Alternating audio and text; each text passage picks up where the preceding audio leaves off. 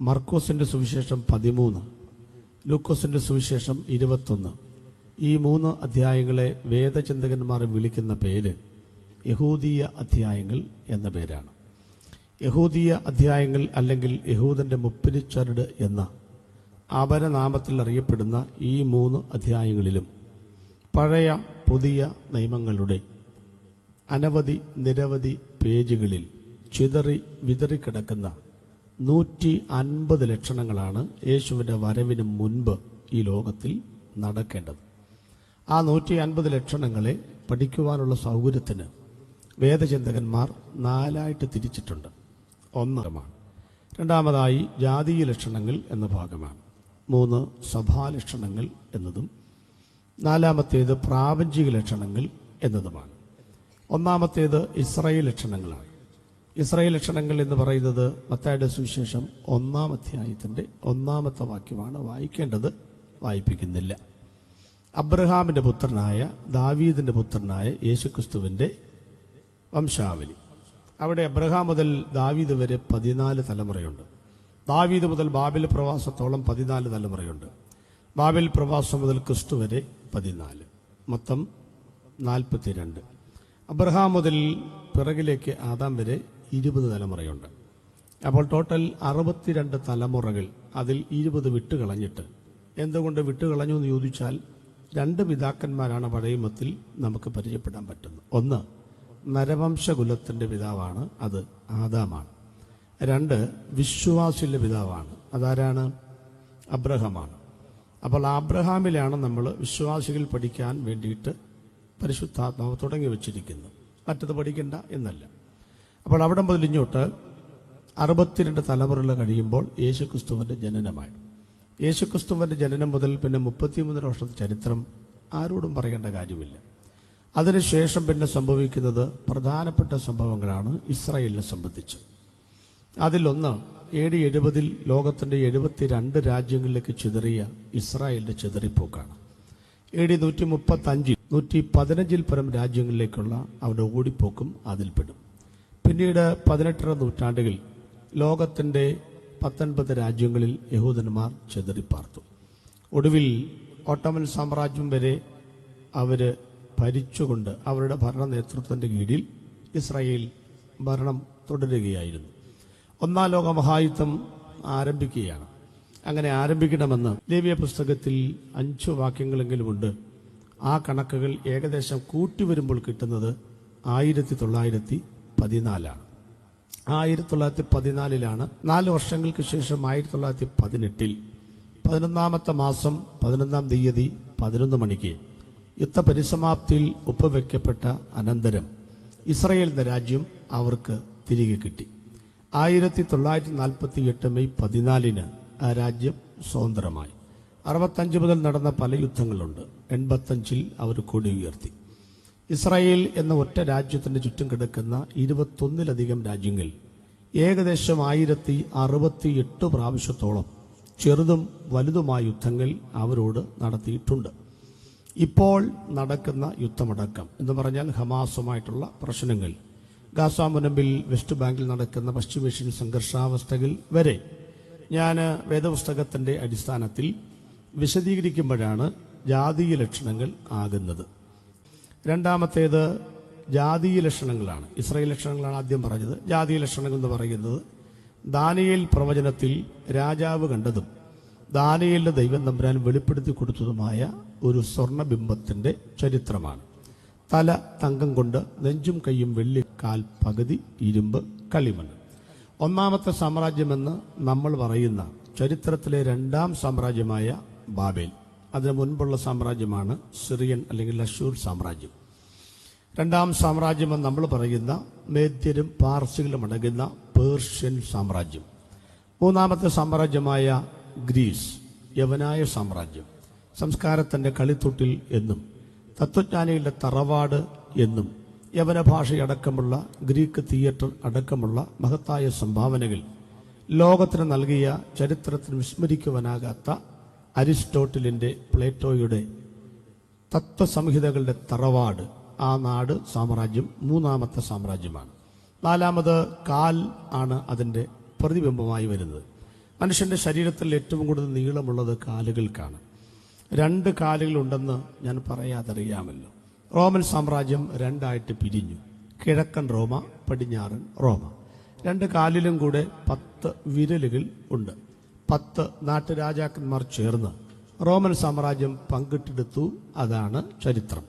ആകാശത്തിൽ നിന്നും കൈ തൊടാത്ത ഒരു കല്ലായി യേശുക്രിസ്തു എന്ന 5ാം ലോക രാജ്യം സ്ഥാപിക്കുവാൻ വരുന്ന സഹസ്രാധിപ രാജാവിനെ പരിചയപ്പെടുത്തുമ്പോൾ ഒറ്റ വാക്കിൽ പറഞ്ഞാൽ ഒരു പ്രതിപക്ഷം പോലുമില്ലാതെ 1000 വർഷം ഭരിക്കുവാൻ വരുന്ന ഏക ചക്രാധിപതിയും രാജാതി രാജാവും കർത്താതി കർത്താവുമായ യേശുക്രിസ്തുവിനെ അവതരിപ്പിക്കുമ്പോൾ ജാതി ലക്ഷണങ്ങൾ പൂർണ്ണമാകും.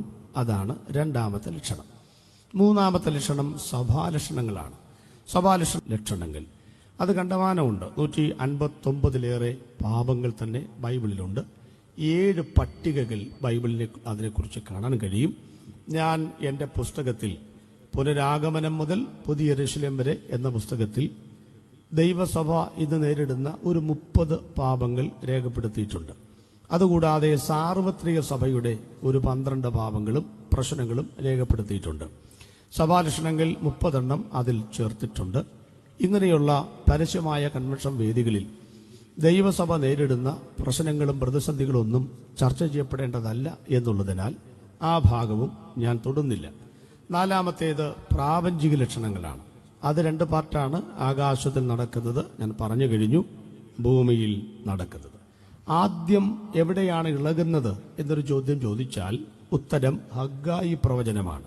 ഹഗ്ഗായി പ്രവചനം നിങ്ങൾ ആരെങ്കിലും വാക്യങ്ങൾ വായിക്കാൻ തയ്യാറായിട്ടാണോ ബൈബിൾ കൊണ്ടുവന്ന് എനിക്കറിയത്തില്ല. എന്തായാലും ബൈബിൾ കൊണ്ട് നടക്കുന്ന ഒരേ ഒരു മതവിഭാഗം പെന്തക്കോസ്തുകാർ മാത്രമാണ്. അവിടെ മതഗ്രന്ഥങ്ങൾ കൊണ്ട് നടക്കുന്ന ഒരു വിഭാഗം ആരാണ്?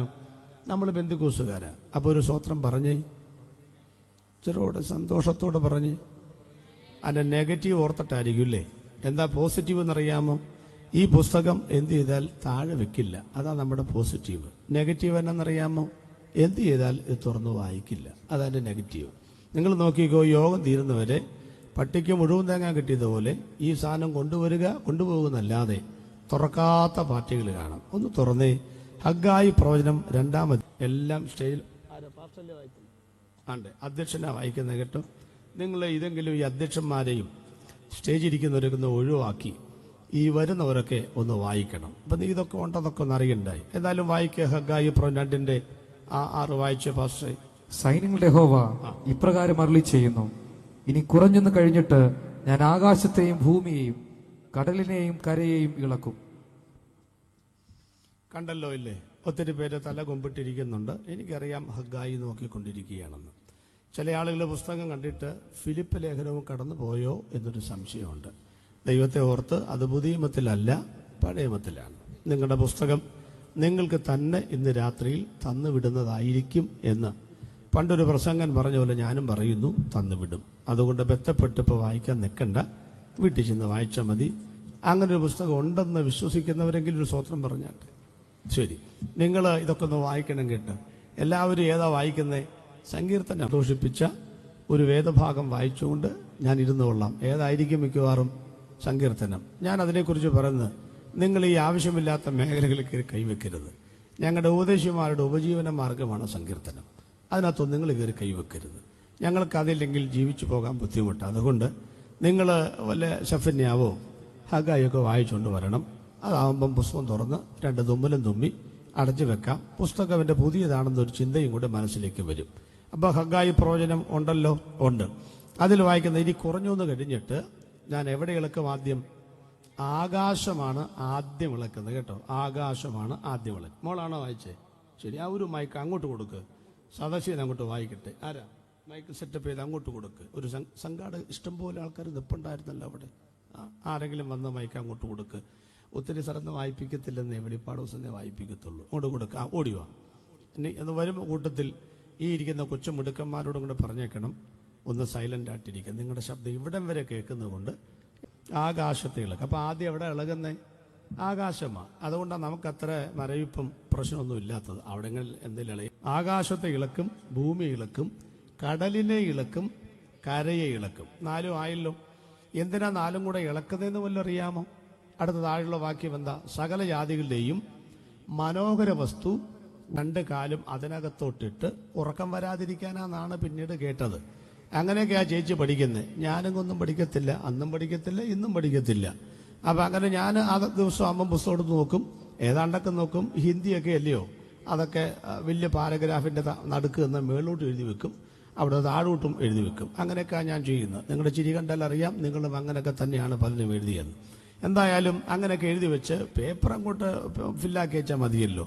അപ്പോൾ ആ സമയത്ത് ചേച്ചി ഇങ്ങനെ ബക്കറ്റിനകത്തൊക്കെ വെള്ളം നിറച്ചൊക്കെ ഇപ്പം ഞാൻ ചെന്ന് നോക്കുമ്പോൾ രാത്രി കില്ലൊന്ന് വായിക്കുക. ഇതൊക്കെയാണെങ്കിലും ഞാൻ 10ാം ക്ലാസ്സിൽ ചെല്ലുമ്പം ചേച്ചി 10ാം ക്ലാസ്സിലുണ്ട്, അവിടെയുണ്ട്. ഞങ്ങൾ പിന്നെ ഒരുമിച്ചാണ് 10ാം ക്ലാസ്സിൽ പഠിച്ചത്. ഡിവിഷൻ മാറിയെന്ന് മാത്രമേ ഉള്ളൂ. അവളിക്കകത്ത് ഡിയിലും ഞാൻ ബിയിലുമായിരുന്നു.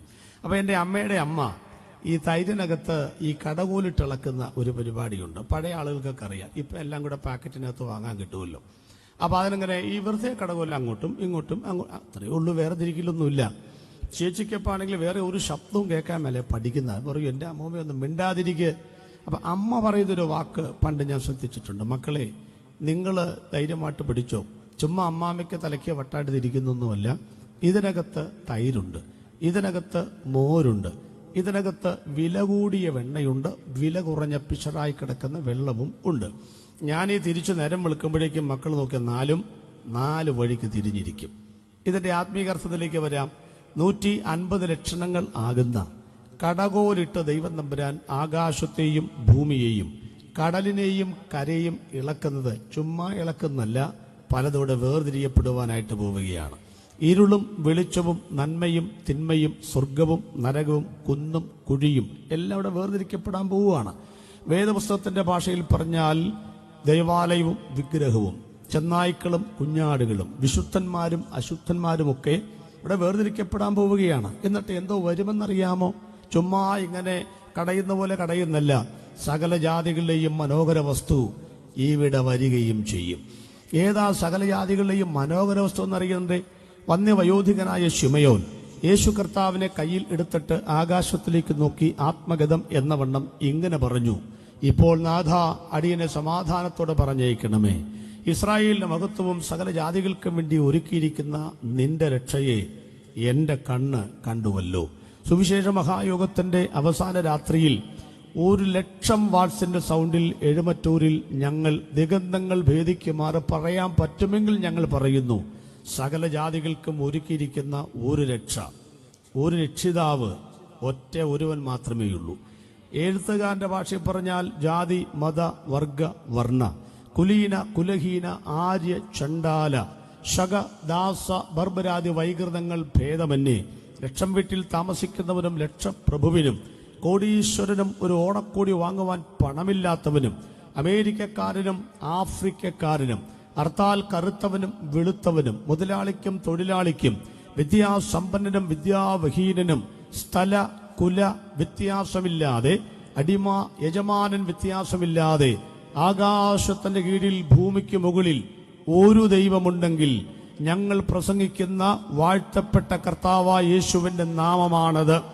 സർവ്വജനത്തിനും ഉണ്ടാകുവാനുള്ള മഹാസന്തോഷമാണ് യേശു ജനിച്ചപ്പോൾ സുവിശേഷീകരിച്ചത്. അപ്പോസ്തലന്മാർ ശക്തമായി പറഞ്ഞത്, മറ്റൊരുവനിലും മറ്റൊരിടത്തും മറ്റൊരുത്തിയിലും രക്ഷയില്ല. ആകാശത്തിന്റെ കീഴിൽ ഭൂമിക്ക് മുകളിൽ രക്ഷയ്ക്കായി ദൈവം വേറെ നാമം നൽകപ്പെട്ടിട്ടില്ല. അപ്പൊ യേശുക്രിസ്തുവിന്റെ പുനരാഗമനമാണ് ഈ ഇളക്കങ്ങളിലൂടെ നടക്കുവാൻ പോകുന്നത്.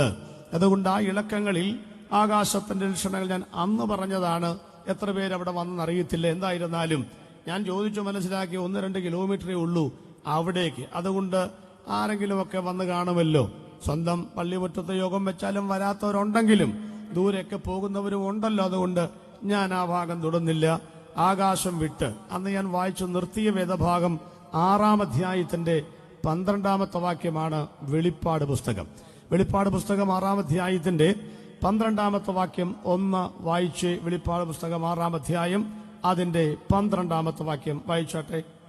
6-ാം മുദ്ര പൊട്ടിച്ചപ്പോൾ മോളവിടെ വായിക്കാൻ തയ്യാറായി നിൽക്കുക. വായിച്ചോ. നിങ്ങൾ തമ്മിലൊരു മത്സരം വേണ്ട. വായിച്ചോ. ആ മൈക്കൊന്ന് ഓണാക്കി കൊടുക്ക്. അതൊന്ന് ഓണാക്കി കൊടുക്ക്. ആ ശരിയാ വായിച്ചത്. വായിക്കുക. 6-ാം മുദ്ര പൊട്ടിച്ചപ്പോൾ പൊട്ടിച്ചപ്പോൾ വലിയൊരു ഭൂകമ്പമുണ്ടായി. ആ സൂര്യൻ കരിമ്പടം പോലെ കറുത്തു. ചന്ദ്രൻ മുഴുവനും രക്തതുല്യമായി തീർന്നു. ഒന്നുകൂടെ. ആറാം മുദ്ര പൊട്ടിച്ചപ്പോൾ അല്ല, അത് ഒന്നുകൂടെ അതിന്റെ ബാക്കിയോട് വായിക്കാനാണ്. അത്തിവൃക്ഷം പെരുങ്കാറ്റുകൊണ്ട് കുലുങ്ങിയിട്ട് കായുതിർക്കും പോലെ ആകാശത്തിലെ നക്ഷത്രങ്ങൾ ഭൂമിയിൽ വീണു. 4 കാര്യങ്ങൾ അവിടെ രേഖപ്പെടുത്തിയിട്ടുണ്ട്. 1, അപ്പോൾ വലിയ ഭൂകമ്പം ഉണ്ടായി. 2, സൂര്യൻ കരിമ്പടം പോലെ കറുത്തു. 2, ചന്ദ്രൻ രക്തതുല്യമായി മാറിപ്പോയി. 3, അത്തിക്കായകൾ പഴുത്തിട്ട് അത്തിവൃക്ഷത്തിൽ നിന്ന് അതിന്റെ കായ്ഫലങ്ങൾ താഴെ വീഴുന്ന പോലെ ആകാശത്തിൽ നിന്ന് നക്ഷത്രങ്ങൾ താഴെ വീണു. അതിൽ എഴുമറ്റൂര് ഞാൻ പറഞ്ഞു നിർത്തിയത് സൂര്യൻ കരിമ്പടം പോലെ കറക്കും, ചന്ദ്രൻ രക്തതുല്യമായി മാറിപ്പോകും, നക്ഷത്രങ്ങൾ ഭൂമിയിൽ വന്ന് വീഴും. നക്ഷത്രങ്ങളല്ല, ഉൽക്കകൾ. അതാണ് കറക്റ്റ് ട്രാൻസ്ലേഷൻ. അതൊക്കെ പറഞ്ഞാണ്. ഇത് നമുക്ക് ആകാശ ലക്ഷണങ്ങൾ വിട്ടിട്ട് നേരെ ഭൂമിയിലേക്ക് വരാം. ഭൂമിയിൽ ചവിട്ടി നിന്നിട്ട് വേണമല്ലോ അഭ്യാസമെടുക്കാൻ എന്ന് പറഞ്ഞുകൊണ്ട് നമുക്കൊക്കെ ഭൂമിയുള്ള കാര്യങ്ങളാണ് കൂടുതൽ പരിചയമുള്ളതല്ലേ. നമുക്ക് അവിടെയുള്ള കാര്യം പരിചയമാണ്, നമുക്ക് കൊണ്ടുവരാം. അപ്പോൾ വലിയ ഭൂകമ്പം ഉണ്ടായി. അവിടെ തുടങ്ങി കുറച്ച് കാര്യങ്ങൾ വരാം. ഇടയ്ക്ക് നമ്മൾ ഓഫറിംഗ് എടുക്കുന്നതാണ്. ഓഫറിംഗ് എടുത്തതിന് ശേഷം ബാക്കി നമ്മൾ തുടരും. സമാപന ദിവസമാണല്ലോ, സമയം കൃത്യമായിട്ടൊക്കെ പറഞ്ഞിട്ടുണ്ട്. ഞാനൊന്നുകൂടെ അത് ഓർപ്പിക്കാം. അപ്പോൾ വലിയ ഭൂകമ്പം ഉണ്ടായി. ഇപ്പൊ നമ്മൾ ആദ്യം ഇപ്പൊ ചിന്തിക്കാൻ പോകുന്നത് എന്തുവാ? ഭൂകമ്പത്തെക്കുറിച്ചാണ് ചിന്തിക്കാൻ പോകുന്നത്. ഒന്ന് ചിന്തിച്ചോളൂ. ഈ ഭൂകമ്പം ഇപ്പൊ എല്ലാവർക്കും പരിചയമായി തുടങ്ങി ഇല്ലേ? ഭൂകമ്പം. ഈ ഭൂമിക്ക് കമ്പനം ഉണ്ടാകുന്നു, അതിന്റെ പേരാണ് എന്തോന്ന്? ഭൂകമ്പം. നമുക്ക് മനസ്സിലാക്കാൻ പറ്റാത്തതുപോലെയുള്ള കാര്യങ്ങളൊന്നും പറയുന്നില്ല. കാരണം പറയാൻ എനിക്ക് അറിയത്തുമില്ല. അതാണ് കാര്യം. ഞാനൊരു സാധാരണക്കാരനാണ്. 25 വർഷം പാസ്റ്ററായിരുന്നു 10 സഭകളിൽ.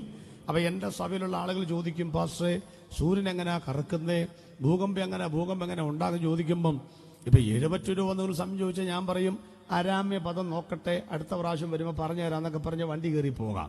പക്ഷെ സ്വന്തം സഭയിൽ അരാമ്യ പദം നോക്കിയാലും വേണ്ടില്ല, നോക്കിയില്ലെങ്കിലും വേണ്ടില്ല, അടുത്ത പ്രാവശ്യം ചെല്ലുമ്പോൾ പറയണ്ടായോ?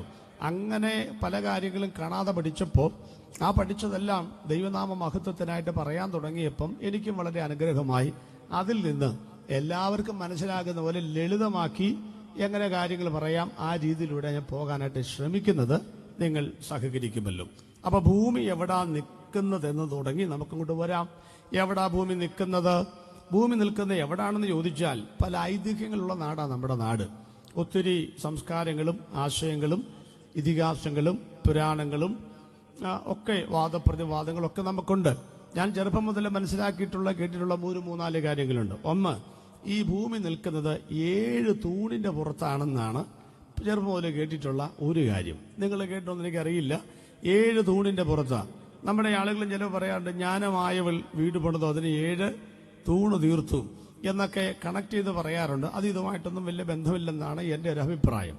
7 തൂണിൽ നിന്നാണ് ഭൂമി നിൽക്കുന്നത്. അപ്പൊ ഒരു ചോദ്യം ആളുകൾ ചോദിക്കും, യുക്തിവാദികൾക്ക് ചോദിക്കാമല്ലോ, ഈ തൂണ് എവിടാ നിൽക്കുന്നേ? അതറിയണമല്ലോ. ഇനി ഈ തൂണ്, ഇത്രയും വലിയ ഭീമാകാരമായ ഭൂമിയെ താങ്ങി നിർത്താനായിട്ട് എന്ത് മെറ്റീരിയൽ കൊണ്ടാണ് ഈ തൂണ് പണിതിരിക്കുന്നത്? ACC ആണോ, ചെട്ടിനാടാണോ, രാംകോ ആണോ, അൾട്രാടെക് ആണോ, സുവാരിയാണോ? ഇനി അങ്ങനെ അങ്ങോട്ട് തുടങ്ങിയിട്ട് രാംകോയോ അംബുജയോ എന്തെങ്കിലും ആകട്ടെ, എല്ലാ സിമെന്റും കൂടെ ചേർത്ത് വെച്ച് പണിതാണോ ചോദിച്ചാൽ അങ്ങനെയൊന്നും ചോദിക്കരുത്. ഈ കഥയിൽ ചോദ്യമില്ല എന്ന് പറഞ്ഞ് ആ ഭാഗം അവസാനിപ്പിക്കുകയാണ്. ഇനി വേറെ ചില ആളുകൾ പറയുന്നത്, ഈ ഭൂമി നിൽക്കുന്ന ഐരാവതം എന്ന് പറയുന്ന ഒരു ആനയുടെ മസ്തിഷ്കത്തിന്റെ മുകളിലാണ്. അതായത് ഈ ആനയുടെ മസ്തിഷ്കത്തിന്റെ മുകളിലാണ് ഈ ഭൂമി ഇരിക്കുന്നതെന്നാണ് ചിന്തിക്കുന്നത്. അപ്പോൾ ആനയ്ക്ക് കുറച്ചു നേരം കഴിയുമ്പോൾ തലവേദന എടുക്കുമായിരിക്കും. എന്തായിരുന്നാലും അതിങ്ങനെ അങ്ങോട്ടും ഇങ്ങോട്ടൊക്കെ ആനങ്ങനെ എപ്പോഴൊക്കെ ചെവി കാട്ടുന്ന സാധനമാണല്ലോ. അപ്പോൾ ഈ ഭൂമിക്ക് ചെറിയ ചലനമുണ്ടാകും എന്നാണ് പറയുന്നത്. ഇനി വേറെ ചില ആളുകൾ പറയുന്നത് അനന്തൻ എന്നും പറഞ്ഞൊരു സർപ്പം ഇതിന്റെ അടിയിൽ നിൽക്കുന്നുണ്ട്. അതിന്റെ തലയിലാണ് ഈ ഭൂമി ഇരിക്കുന്നത്.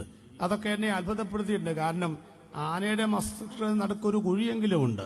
പക്ഷേ പാമ്പിന്റെ മസ്തിഷ്കത്തിന്റെ തലയുടെ മുകളിൽ, മസ്തിഷ്കം എന്ന് പറഞ്ഞ ശരിയല്ല, തലയുടെ മുകളിൽ കുഴിയുണ്ടോ എന്ന് എനിക്കറിയത്തില്ല. അത്രയും അടുത്ത് കാണാനുള്ള ഭാഗ്യം ഉണ്ടായിട്ടില്ല. അതിനിപ്പം നമ്മൾ വേറെ ഭാവാസുരക്ഷണമൊക്കെ ചോദിക്കേണ്ടതായിട്ട് വരും. എന്തായാലും അതിന്റെ മേളിലാണ് ഈ ഭൂമി ഇരിക്കുന്നത്. അപ്പൊ ഈ അനന്തൻ എന്തോ ചെയ്യും? കുറെ നേരം കഴിയുമ്പോൾ അതിങ്ങനെ ഇട്ടു പിടിക്കൂ എന്നാണ് അമ്മമാര് പറഞ്ഞു കേട്ടുള്ളത്. മേളിലോട്ട് ഇട്ടേച്ച് നമ്മൾ അമ്പഴങ്ങയൊക്കെ പണ്ടിട്ട് കളിക്കുന്ന പോലെ ഇട്ടു പിടിക്കുമ്പോഴാണ് ഭൂമിക്ക് കമ്പനം ഉണ്ടാകുന്നത് എന്നൊക്കെ നമ്മൾ കേട്ടിട്ടുണ്ട്. കുഞ്ഞുങ്ങളെ ഉറക്കാൻ വേണ്ടിയിട്ട് അമ്മൂമാര് പറഞ്ഞ കഥകളുടെ എണ്ണം ഇങ്ങനെ കൂടുകയാണ്. പക്ഷേ വേദപുസ്തകം ഒരു അമ്മൂമ്മ കഥയല്ല. ഇതൊരു കുഞ്ചുകുറുപ്പോ അല്ലെങ്കിൽ പൊന്നമ്മ സൂപ്രണ്ടോ കുട്ടികൾക്ക് ചിരിക്കാനും പഠിക്കാനുള്ള കഥാപുസ്തകം ഒന്നുമല്ല. നിങ്ങൾക്കറിയാമല്ലോ, 300 പേജ് പിന്നിടുമ്പോൾ 312 പേജിൽ 300 പേജ് പിന്നിടുമ്പോൾ 300-ലധികം പ്രാവശ്യമാണ് ഡാർവിന്റെ സിദ്ധാന്തത്തിൽ ഊഹിച്ചിട്ടുള്ളത്, അനുമാനിച്ചിട്ടുള്ളത്. അപ്പോൾ 300-312 പേജ് പിന്നിടുമ്പോൾ 300-ലധികം പ്രാവശ്യം അങ്ങനെയാകാം ഇങ്ങനെയാകാം എന്നൊക്കെ ആ സിദ്ധാന്തം പറയുമ്പോൾ വേദപുസ്തകം എനിക്ക് തലയിൽ ചുമക്കാൻ തോന്നുന്നുണ്ട്. എന്താ കാര്യം?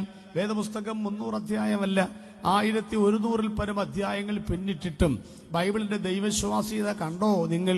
ഉൽപ്പത്തി ആരംഭിക്കുന്ന വാക്യം കണ്ടോ? ആദിയിൽ ദൈവം ആകാശവും ഭൂമിയും സൃഷ്ടിച്ചു. ലോകത്തിലുള്ള 800 കോടി ആളുകളെ 4 ഭാഗത്തേക്ക് തിരിച്ചാൽ അവരൊക്കെ ചോദ്യം ചോദിക്കും. ഒരു ചോദ്യം ചോദിക്കും, ഒന്നാമത്തെ വിഭാഗം കിഴക്ക് നിന്ന് എന്നാണാവോ? ഉത്തരം ബൈബിൾ നൽകുന്നുണ്ട്, ഇൻ ദ ബിഗിനിങ്, ആദിയിൽ ആണ്. രണ്ടാമത്തെ ഭാഗത്തിൽ ചോദിക്കും, ആരാണാവോ? ഉത്തരം ദൈവമാണ്. മൂന്നാമത്തെ ചോദ്യം എന്താണാവോ? ഉത്തരം ആകാശവും ഭൂമിയുമാണ്. നാലാമത്തെ ചോദ്യം എങ്ങനെയാണാവോ? ബാം തിയറിയല്ല, പൊട്ടിത്തെറിച്ചതല്ല, ദൈവം തമ്പുരാൻ സൃഷ്ടിച്ചതാണ്. ലോകത്തിന്റെ 4 കോണിൽ നിന്ന് ഉയർന്നു വരുന്ന 4000-കണക്കിന് ചോദ്യങ്ങൾക്ക് വേദപുസ്തകത്തിന്റെ ആദ്യത്തെ വാക്യത്തിൽ കൂടെ വായടപ്പിച്ച് മറുപടി നൽകുന്ന ഈ ദൈവവിശ്വാസിയ ഗ്രന്ഥത്തിന്റെ അത്യുജ്വലമായ തുടക്കത്തെ ഓർത്ത് ഇന്ന് രാത്രി ഞാൻ ദൈവത്തിന് സ്തോത്രം ചെയ്യുന്നു. 1100 അധ്യായങ്ങൾ പിന്നിട്ട് വേദപുസ്തകം അവസാനിക്കുമ്പോൾ പറയുന്ന വാക്ക് നിങ്ങൾക്കറിയാമോ? ആമേൻ എന്ന് പറഞ്ഞ അർത്ഥം എന്താണെന്നറിയാമോ? ഇതിൽ ഊഹങ്ങളില്ല, ഇതിൽ ആശയങ്ങൾ സംവാദങ്ങളില്ല, ഇതിൽ അനുമാനിച്ചിട്ടില്ല. ഇതിൽ പറഞ്ഞ മുഴുവൻ കാര്യങ്ങളും അങ്ങനെ തന്നെ എന്ന് പറയാൻ തന്റെ ഇടമുള്ള ഒറ്റ പുസ്തകമേ ലോകത്തിലുള്ളൂ. അത് നമ്മൾ ഉയർത്തിപ്പിടിക്കുന്ന ഈ വിശുദ്ധ വേദപുസ്തകമാണ്. പ്രിയപ്പെട്ടവരെ, ഒന്നുകൂടെ പറയട്ടെ, അതുകൊണ്ട് ഈ പുസ്തകത്തിന്റെ ദൈവവിശ്വാസീയതയ്ക്കെതിരെ ആരെല്ലാം എന്തെല്ലാം പറഞ്ഞാലും ഞങ്ങൾ തന്റെ ഇടത്തോടെ ഉറക്കെ പറഞ്ഞു, ഞങ്ങൾ പറഞ്ഞ ഒറ്റ ഉപദേശവും ഞങ്ങൾ മാറ്റത്തില്ല. പെന്തക്കോസുകാരെ പണ്ടൊന്നും ആർക്കും അത്ര വലിയ താല്പര്യമൊന്നുമില്ല. ഇവിടെ ആളുകളെ പെന്തക്കോസ് തന്നെ കിണറ്റിലെ വെള്ളം കോരിപ്പിച്ചിട്ടില്ല, ശവത്തെ വെച്ച് വിലപേശിയിട്ടുണ്ട്. പക്ഷെ ഒരു കാര്യം ഞങ്ങൾ പറയാം, അന്നും ഇന്നും ആഴിയെന്നോർത്തില്ല, ആഴമാരാഞ്ഞില്ല, അലകൾക്ക് തെല്ലും അന്നും ഞങ്ങൾ ഭയപ്പെട്ടിട്ടില്ല, ഇന്നും ഞങ്ങൾ ഭയപ്പെട്ടിട്ടില്ല. കുഴിച്ചിടാനൊക്കെ സ്ഥലമില്ലെന്നൊക്കെ പറഞ്ഞാലും അന്നും അതിനൊക്കെ ഒത്തിരി ബുദ്ധിമുട്ടുകൾ അനുഭവിച്ചിട്ടുണ്ടെങ്കിലും പ്രിയപ്പെട്ടവരെ, ധൈര്യത്തോടെ പറയട്ടെ, ഞങ്ങൾ അന്ന് പറഞ്ഞ ഉപദേശമായി ഇന്നും പറയുന്നത്. രക്ഷ മാറ്റിയിട്ടില്ല, സ്നാനം മാറ്റിയിട്ടില്ല, അഭിഷേകം മാറ്റിയിട്ടില്ല, അന്യഭാഷ മാറ്റിയിട്ടില്ല. നിത്യതയും സ്വർഗവും പരിശുദ്ധാത്മാവിന്റെ കൃപാവരങ്ങളും സഭയും വെളിപ്പാടും ഞങ്ങൾ മാറ്റിയിട്ടില്ല. ഞങ്ങളുടെ തലയ്ക്ക് ഓളമാണെന്ന് പറഞ്ഞ് പരിശുദ്ധാത്മാ നിറവിൽ അന്യഭാഷ പറഞ്ഞപ്പം അന്യഭാഷയല്ല അന്യായ ഭാഷയാണെന്ന് പറഞ്ഞ കോട്ടയം അരമനയിൽ പ്രാവിന്റെ രൂപം തലകീഴായി കെട്ടിത്തൂക്കിയിട്ടുകൊണ്ട് പെന്തക്കോസുകാരെ അപമാനിച്ച ഇവിടുത്തെ സഭകളുണ്ട്, ക്രൈസ്തവ സഭകൾ പോലും ഉണ്ട്. പക്ഷേ കാലങ്ങൾ കഴിഞ്ഞപ്പോൾ കോട്ടയം മുരിങ്കൂരും പോലെയുള്ള ധ്യാന കേന്ദ്രങ്ങളിൽ ഒരാഴ്ച കാശ് കെട്ടിവെച്ച് ആദ്യം പറയുന്നതും പഠിപ്പിക്കുന്നതും അന്യഭാഷയാണ്. ഇന്ന് അതൊക്കെ അവര് പരിശീലനമായി കഴിഞ്ഞു. പ്രിയപ്പെട്ടവരെ, ചരിത്രത്തിൽ കൂടെ നീതി പ്രവർത്തിക്കുന്ന ഒരു ദൈവത്തിനായി ഞങ്ങൾ ദൈവത്തെ സ്തുതിക്കുന്നു. ഒന്നുകൂടെ നമ്മുടെ പച്ചയായ ഭാഷയിൽ പറഞ്ഞാൽ, പുച്ഛിക്കുന്നതിനെ ചുംബിപ്പിക്കുന്നവനാണ് ഞങ്ങൾ പ്രസ്താവിക്കുന്ന ദൈവത്തിന്റെ പ്രസക്തി. ഈ ഉപദേശിയന്റെ വീട് കയറണ്ട എന്ന് പറഞ്ഞാൽ ആ ഉപദേശിയെ വിളിച്ച് പ്രാർത്ഥിക്കുന്ന ഒരു കാലം നിന്റെ ജീവിതത്തിൽ വരും. ഈ വേദപുസ്തകത്തിന്റെ പേജുകൾ വലിച്ചു കീറി നീ കപ്പലടിയും കടലയും പൊതിയാൻ കൊടുത്താൽ നിന്റെ കീറിപ്പറഞ്ഞ നെഞ്ചത്തി പുസ്തകം വെച്ച് അന്ത്യശ്വാസം വലിക്കുന്ന ഒരു കാലം വരും. അധരങ്ങൾ കൊണ്ട് വേണ്ട എന്ന് പറഞ്ഞാൽ ഇതേ അധരങ്ങൾ കൊണ്ട് ആലിംഗനം ചെയ്യുന്ന അമർത്തി അമർത്തി വേദപുസ്തകം ചുംബിക്കുന്ന ഒരു കാലം നിന്റെ ജീവിതത്തിൽ വരും. കൈകൾ കൊണ്ട് ആട്ടിപ്പായിച്ചാൽ, കാലുകൾ കൊണ്ട് ചവിട്ടി പുറത്താക്കിയാൽ ഇതിനെ നീ സ്വീകരിക്കുന്ന ഒരു കാലം വരുമെന്ന് വിശ്വസിക്കുന്നവർ കരമൊന്ന് ചേർത്തടിച്ച് ഇന്ന് രാത്രി പറയണം, യേശുക്രിസ്തു അതുല്യനാണ്, വേദപുസ്തകം നിസ്തുല്യമാണ്, ഇതിന് പകരം വെക്കാൻ മറ്റൊരു ഗ്രന്ഥം ലോകത്തിലില്ല. അപ്പൊ ഭൂമി എവിടാ നിൽക്കുന്നത്? അങ്ങനെ പറയുന്ന ഐതിഹ്യങ്ങളൊക്കെ അവിടെ നിൽക്കട്ടെ. നമുക്ക് വേദത്തിലേക്ക് വരാം. ഇയ്യോബിന്റെ പുസ്തകത്തിൽ, യെശയ്യാവിന്റെ പ്രവചന പുസ്തകത്തിലൊക്കെ ഒന്നും വായിക്കേണ്ട, സമയത്തിന്റെ പരിമിതിയുണ്ട്, വിഷയത്തിന്റെ വിസ്തൃതിയുണ്ട്. അതുകൊണ്ട് ഞാൻ വേഗം കടന്നു പോവുകയാണ്. അവിടെ ഈ ഭൂമി നിൽക്കുന്നത്, ബൈബിൾ പറയുന്ന ഭൂമി നിൽക്കുന്നത് 7 തൂണിന്റെ പുറത്തല്ല, ഐരാവതത്തിന്റെ തലയിലുമല്ല, അനന്തന്റെ തലയിലുമല്ല നിൽക്കുന്നത്. അവൻ എർത്തലി ഗ്രാവിറ്റേഷൻ തിയറി, ഭൂമിയെ അവൻ നാസ്തിത്വത്തിന് മേൽ തൂക്കി നിർത്തിയിരിക്കുന്നു എന്നാണ്. ദൈവത്തിന് സ്തോത്രം. കണ്ടുപിടിച്ചാൽ അറിയാമല്ലോ അല്ലേ? നടന്നു പോകുന്നു, ഒരാപ്പിള് മുമ്പിലേക്ക് വരുന്നു, എന്തുകൊണ്ട് ഞെട്ടറ്റപ്പോൾ താഴേക്ക് വീണു. അങ്ങനെ ചിന്തിച്ചത് കൊണ്ടാ എർത്തലി ഗ്രാവിറ്റേഷൻ തിയറി കണ്ടുപിടിച്ചത്. നമ്മൾ ഇതിനോടകം 10 കോട്ട് ആപ്പിൾ തിന്നിട്ടുണ്ടെങ്കിലും എവിടാ ഉണ്ടാവുന്നതിലും നമുക്കറിയത്തില്ല. നല്ലത് ചിന്തിച്ചാൽ മേളിലോട്ട് പോകാം, മോശമാണേലും ചിന്തിക്ക് കുത്തിയിരുന്ന നരകത്തിലേക്കെങ്കിലും അന്തസ്സായിട്ട് പോകാമല്ലോ. നല്ലത് അങ്ങോട്ട് ചിന്തിക്കുന്നില്ലാത്തത് കൊണ്ട് ആ ചിന്തകൾ അങ്ങോട്ട് വളരട്ടെന്ന്. അപ്പൊ ഇത് കൃത്യമായി ബൈബിൾ പറഞ്ഞിട്ടുണ്ട്. യഹോവയായ ദൈവം തമ്പുരാൻ ഇതിനെ നാസ്തിത്വത്തിന് മേൽ തൂക്കി നിർത്തിയിരിക്കുന്നു. എന്ത് അത്ഭുതമാ പ്രിയപ്പെട്ട ഒരു അന്തരീക്ഷത്തിൽ. ഈ ഭൂമിയോട് ചോദിക്കാം, എങ്ങടാണ് എഴുമറ്റൂരിലെ ഭൂമി ചെരിഞ്ഞിരിക്കുന്നത്? ചുമ്മാ ഒരു ചോദ്യം ചോദിക്കുക. ഭൂമി പറയും, ഞാൻ നേരെ വടക്കോട്ടാ ചെരിഞ്ഞിരിക്കുന്നേ. വടക്കെന്നാന്ന് വല്ലതും ഞാൻ അന്ന് പറഞ്ഞേർന്നു, ഓർമ്മയുണ്ടോന്ന് അറിയത്തില്ല. എന്തിനാ ഭൂമി വടക്കോട്ട് ചെരിഞ്ഞിരിക്കുന്നത്? ഏതാ വടക്കെന്ന് പറയുന്നത്? ഞാനോട് ചോദിക്കും, പാസ്റ്ററിന്റെ വീട് അവിടെ അങ്കമാലി. ഓ, വടക്കാണല്ലേ. ഇവർ വിചാരിച്ചിരിക്കുന്ന വടക്ക് അങ്കമാലിയാണെന്ന്. ഞങ്ങളുടെ വടക്ക് എന്നറിയാമോ? മലബാറാണ്. മലബാറിന്റെ വടക്ക് കണ്ണൂരാണ്. അവരുടെ വടക്ക് കാസർഗോഡാണ്. അവരുടെ വടക്ക് മംഗലാപുരമാണ്. അവരുടെ വടക്ക് നോർത്ത് ഇന്ത്യയാണ്. സത്യം പറ, എഴുമറ്റൂർക്കാര് വടക്കെന്നും പറഞ്ഞൊരു സ്ഥലം ഉണ്ടാ? ഇതറിയട്ടെ ആദ്യം. വടക്കെന്ന് പറഞ്ഞ സ്ഥലം ഇപ്പം നമ്മൾ പറയും, ഇതേത് സ്ഥലമാണ്? ഇവിടെ ഏതാ കിഴക്ക്? നമ്മൾ അതാണ് കിഴക്കെന്ന് പറയുമായിരിക്കും. ഏത് കിഴക്ക്? അവിടെ ചെന്ന് നോക്കുമ്പം അത് കിഴക്കല്ല, അതിന് കിഴക്ക് വേറെ സ്ഥലമുണ്ട്. ഇത് നേരെ പടിഞ്ഞാറായിട്ട് വരത്തില്ലയോ? ഇപ്പൊ എവിടെയാണോ നിൽക്കുന്നത് അതിന്റെ കിഴക്കും വടക്കും തെക്കും പടിഞ്ഞാറും പറയാമെന്നല്ലാതെ അങ്ങനെ സ്ഥലമുണ്ടോ? ഈ ഭൂമി ഉരുണ്ടതല്ലേ? അതുകൊണ്ടല്ലേ പഴമക്കാര് പഴഞ്ചൊല്ല് പറയും, ഏറെ തെക്കോട്ട് പോകരുത്. ബാക്കി പറ, പഴമക്കാര് പറ, ഏറെ തെക്കോട്ട് പോകരുത്, വടക്ക് വശത്തെത്തും. ശരിയല്ലേ? എന്താ കാര്യം? ഏറെ തെക്കോട്ട് പോയാൽ ഉരുണ്ട് വട്ടം കറങ്ങി എവിടെ വരും? വടക്ക് വശത്തെത്തും. വല്ലതും മനസ്സിലായോ? ഉത്തര ധ്രുവം. അതിനായി വടക്ക് വശം എന്ന് പറയുന്നത്. നാരായണപിള്ള സാറ് പണ്ട് ബോർഡൊക്കെ തൂക്കിയിട്ട് ഭൂപടത്തിന്റെ പടം വെച്ചും ചൂരവടി കൊണ്ട് കാണിക്കും, മുകളിൽ അതാണ് ഉത്തര ധ്രുവം. നക്ഷത്രങ്ങൾ ഇല്ലാത്ത, മിൽക്കി വേ ഇല്ലാത്ത, ക്ഷീരപഥങ്ങൾ ഇല്ലാത്ത, ഒരു നക്ഷത്ര കുഞ്ഞു പോലും ഇല്ലാത്തൊരു സ്ഥലമുണ്ടെന്നേ. അതിന്റെ പേരാണ് വടക്ക്. അതിന്റെ പേരാണ് നോർത്തേ നെബൂള. കണ്ടുപിടിച്ച കാലഘട്ടമാണ് ഈ കണ്ടുപിടിച്ച പേരാണ് ഈ പറയുന്നത്. അപ്പോ ഭൂമിയോട് എഴുമറ്റൂരെ, നീ എങ്ങോട്ടാ ചെരിഞ്ഞിരിക്കുന്നേ? വടക്കോട്ട് ചെരിഞ്ഞിരിക്കുകയാണ്. എന്താണാവോ നീ വടക്കോട്ട് ചെരിയാൻ കാരണം? ഉത്തരം, ആദിയിൽ ദൈവം ആകാശവും എന്നെയും സൃഷ്ടിച്ചു. എന്റെ സൃഷ്ടിതാവ് വടക്ക് വശത്തായി ഇരിക്കുന്നേ. കിഴക്കോട്ട് തിരിയുന്നവരൊന്ന് ശ്രദ്ധിക്കണേ. എന്റെ സൃഷ്ടിതാവ് വടക്ക് വശത്തായി ഇരിക്കുന്നേ. വടക്കിന് ഉത്തര ധ്രുവം മുകളിൽ, അങ്ങോട്ടാ തിരിയേണ്ടത്. ചില ആളുകൾ പ്രാർത്ഥിക്കാമെന്ന് പറയുമ്പോൾ നേരെ കിഴക്കോട്ട് വെച്ചു പിടിക്കും. ആരാ അവിടെ നിന്ന് ആർക്കറിയാം? ചിലക്ക് വരെ കിഴക്കും അറിയാൻ മേല, പടിഞ്ഞാറും അറിയാൻ മേലാത്തതുകൊണ്ട് വൈപ്പിൽ ലൈറ്റ് ഹൗസ് തിരിയുന്ന പോലെ അങ്ങോട്ടും ഇങ്ങോട്ടും തിരിഞ്ഞുകൊണ്ടിരിക്കും. പ്രാർത്ഥന തീരുമ്പോഴേക്കും അതങ്ങ് നിൽക്കുകയും ചെയ്യും. എന്തെങ്കിലും ആകട്ടെ, തിരിയാണെങ്കിൽ നേരെ വടക്കോട്ട് ഉത്തര ധ്രുവത്തിലേക്ക് തിരിയുക. ഭൂമി പറയുന്നു, ഞാൻ അങ്ങോട്ട് എന്നെ സൃഷ്ടിച്ച ദൈവത്തെ ഞാൻ കുമ്പിട്ട് നമസ്കരിക്കുകയാണെന്ന്. ഭൂമിശാസ്ത്രം പഠിച്ചിട്ടില്ലേ നിങ്ങൾ? അല്പം ചെരിവ് കൂടിയിരുന്നെങ്കിൽ ഇത് തണുത്തുറഞ്ഞു കിടക്കുന്ന ചൊവ്വാഗ്രഹം പോലെ ആയേനെ. ഇത്രയും ചെരിഞ്ഞില്ലായിരുന്നുവെങ്കിലോ തിളച്ചു മറിയുന്ന ശുക്രനെ പോലെ ആയേനെ. അതിന്റെ അർത്ഥമല്ലോ നിങ്ങൾക്ക് മനസ്സിലായോ? ഞാൻ പറയാം. എന്ന് പറഞ്ഞാൽ ഈ ഭൂമിയിൽ നിന്നാണ് മനുഷ്യനെ ഉണ്ടാക്കിയത്. ഈ മണ്ണ് കൊണ്ടാണ് നമ്മളെ ഉണ്ടാക്കിയത്. അപ്പൊ മണ്ണ് ചെരിഞ്ഞിരിക്കുന്ന കാര്യം മനസ്സിലായോ? തണുത്ത് ഉറയാനും പാടില്ല, തിളച്ച് മറിയാനും പാടില്ല. അർത്ഥം വല്ല മനസ്സിലായോ? നമ്മളോടായി പറയുന്നത്, കണ്ടമാനം തിളച്ച് മറിയരുത്. ഇനി ഇതേ നേരം ഇങ്ങനെ അനങ്ങാതെ തണുത്ത് ഉറഞ്ഞ് ഇരിക്കുകയും ചെയ്യരുതെന്നായി പറയുന്നത്. 1-ാം സംഗീതത്തിലെ 1-ാമത്തെ വാക്യം, നടക്കരുത്, നിൽക്കരുത്, ഇരിക്കരുത്. പിന്നെ എന്തോ ചെയ്യണം? ഓടണം. മൈക്കൽ ജോക്സൺ ഓടുന്ന പോലെയല്ല, 100 മീറ്റർ ഹർഡിൽസിൽ ഓട്ടല്ല, 24 മൈൽ ഓടുന്ന മാരത്തൺ ഓട്ടം കണക്കെ ഓടണം. പതിയെ ഓടാവൂ. ജീവിതത്തിന്റെ വാർദ്ധക്യം വരുമ്പോഴാണ് സ്പീഡിൽ ഓടേണ്ടത്. അല്ലാതെ ഇപ്പോഴത്തെ പിള്ളേരെ ബൈക്ക് ഓടിക്കുന്ന പോലെ എങ്ങനെ 220 മുട്ടിക്കാം എന്നാണ് അവന്റെ ചിന്ത. ഇവിടെ മുട്ടുകയും ചെയ്യും, സർവേക്കല്ലേ മുട്ടുകയും ചെയ്യും. ആ ജീവിതം അതോടെ അവസാനിപ്പിക്കുകയും ചെയ്യും. അങ്ങനെയല്ല നമ്മൾ ഓടേണ്ടത്. അപ്പോൾ അവിടെ ബാലൻസ് ചെയ്ത് ഓടണം. ദാവീദും ശലോമോൻ എന്താ പറഞ്ഞത്? കുതിരയെപ്പോലെ ആകരുത്. കോവർ കഴുതയെ പോലെ ആകരുത്. ദാരിദ്ര്യം എനിക്ക് വേണ്ട, സമ്പത്തും എനിക്ക് വേണ്ട. യോശുവ പറയാണ്, വലത്തോട്ട് മാറരുത്, ഇടത്തോട്ടും മാറരുത്. ക്രിസ്ത്യൻ ലൈഫ് എന്ന് പറയുന്നത് ഒരു ബാലൻസ് ലൈഫാണ് പ്രിയപ്പെട്ടവരെ.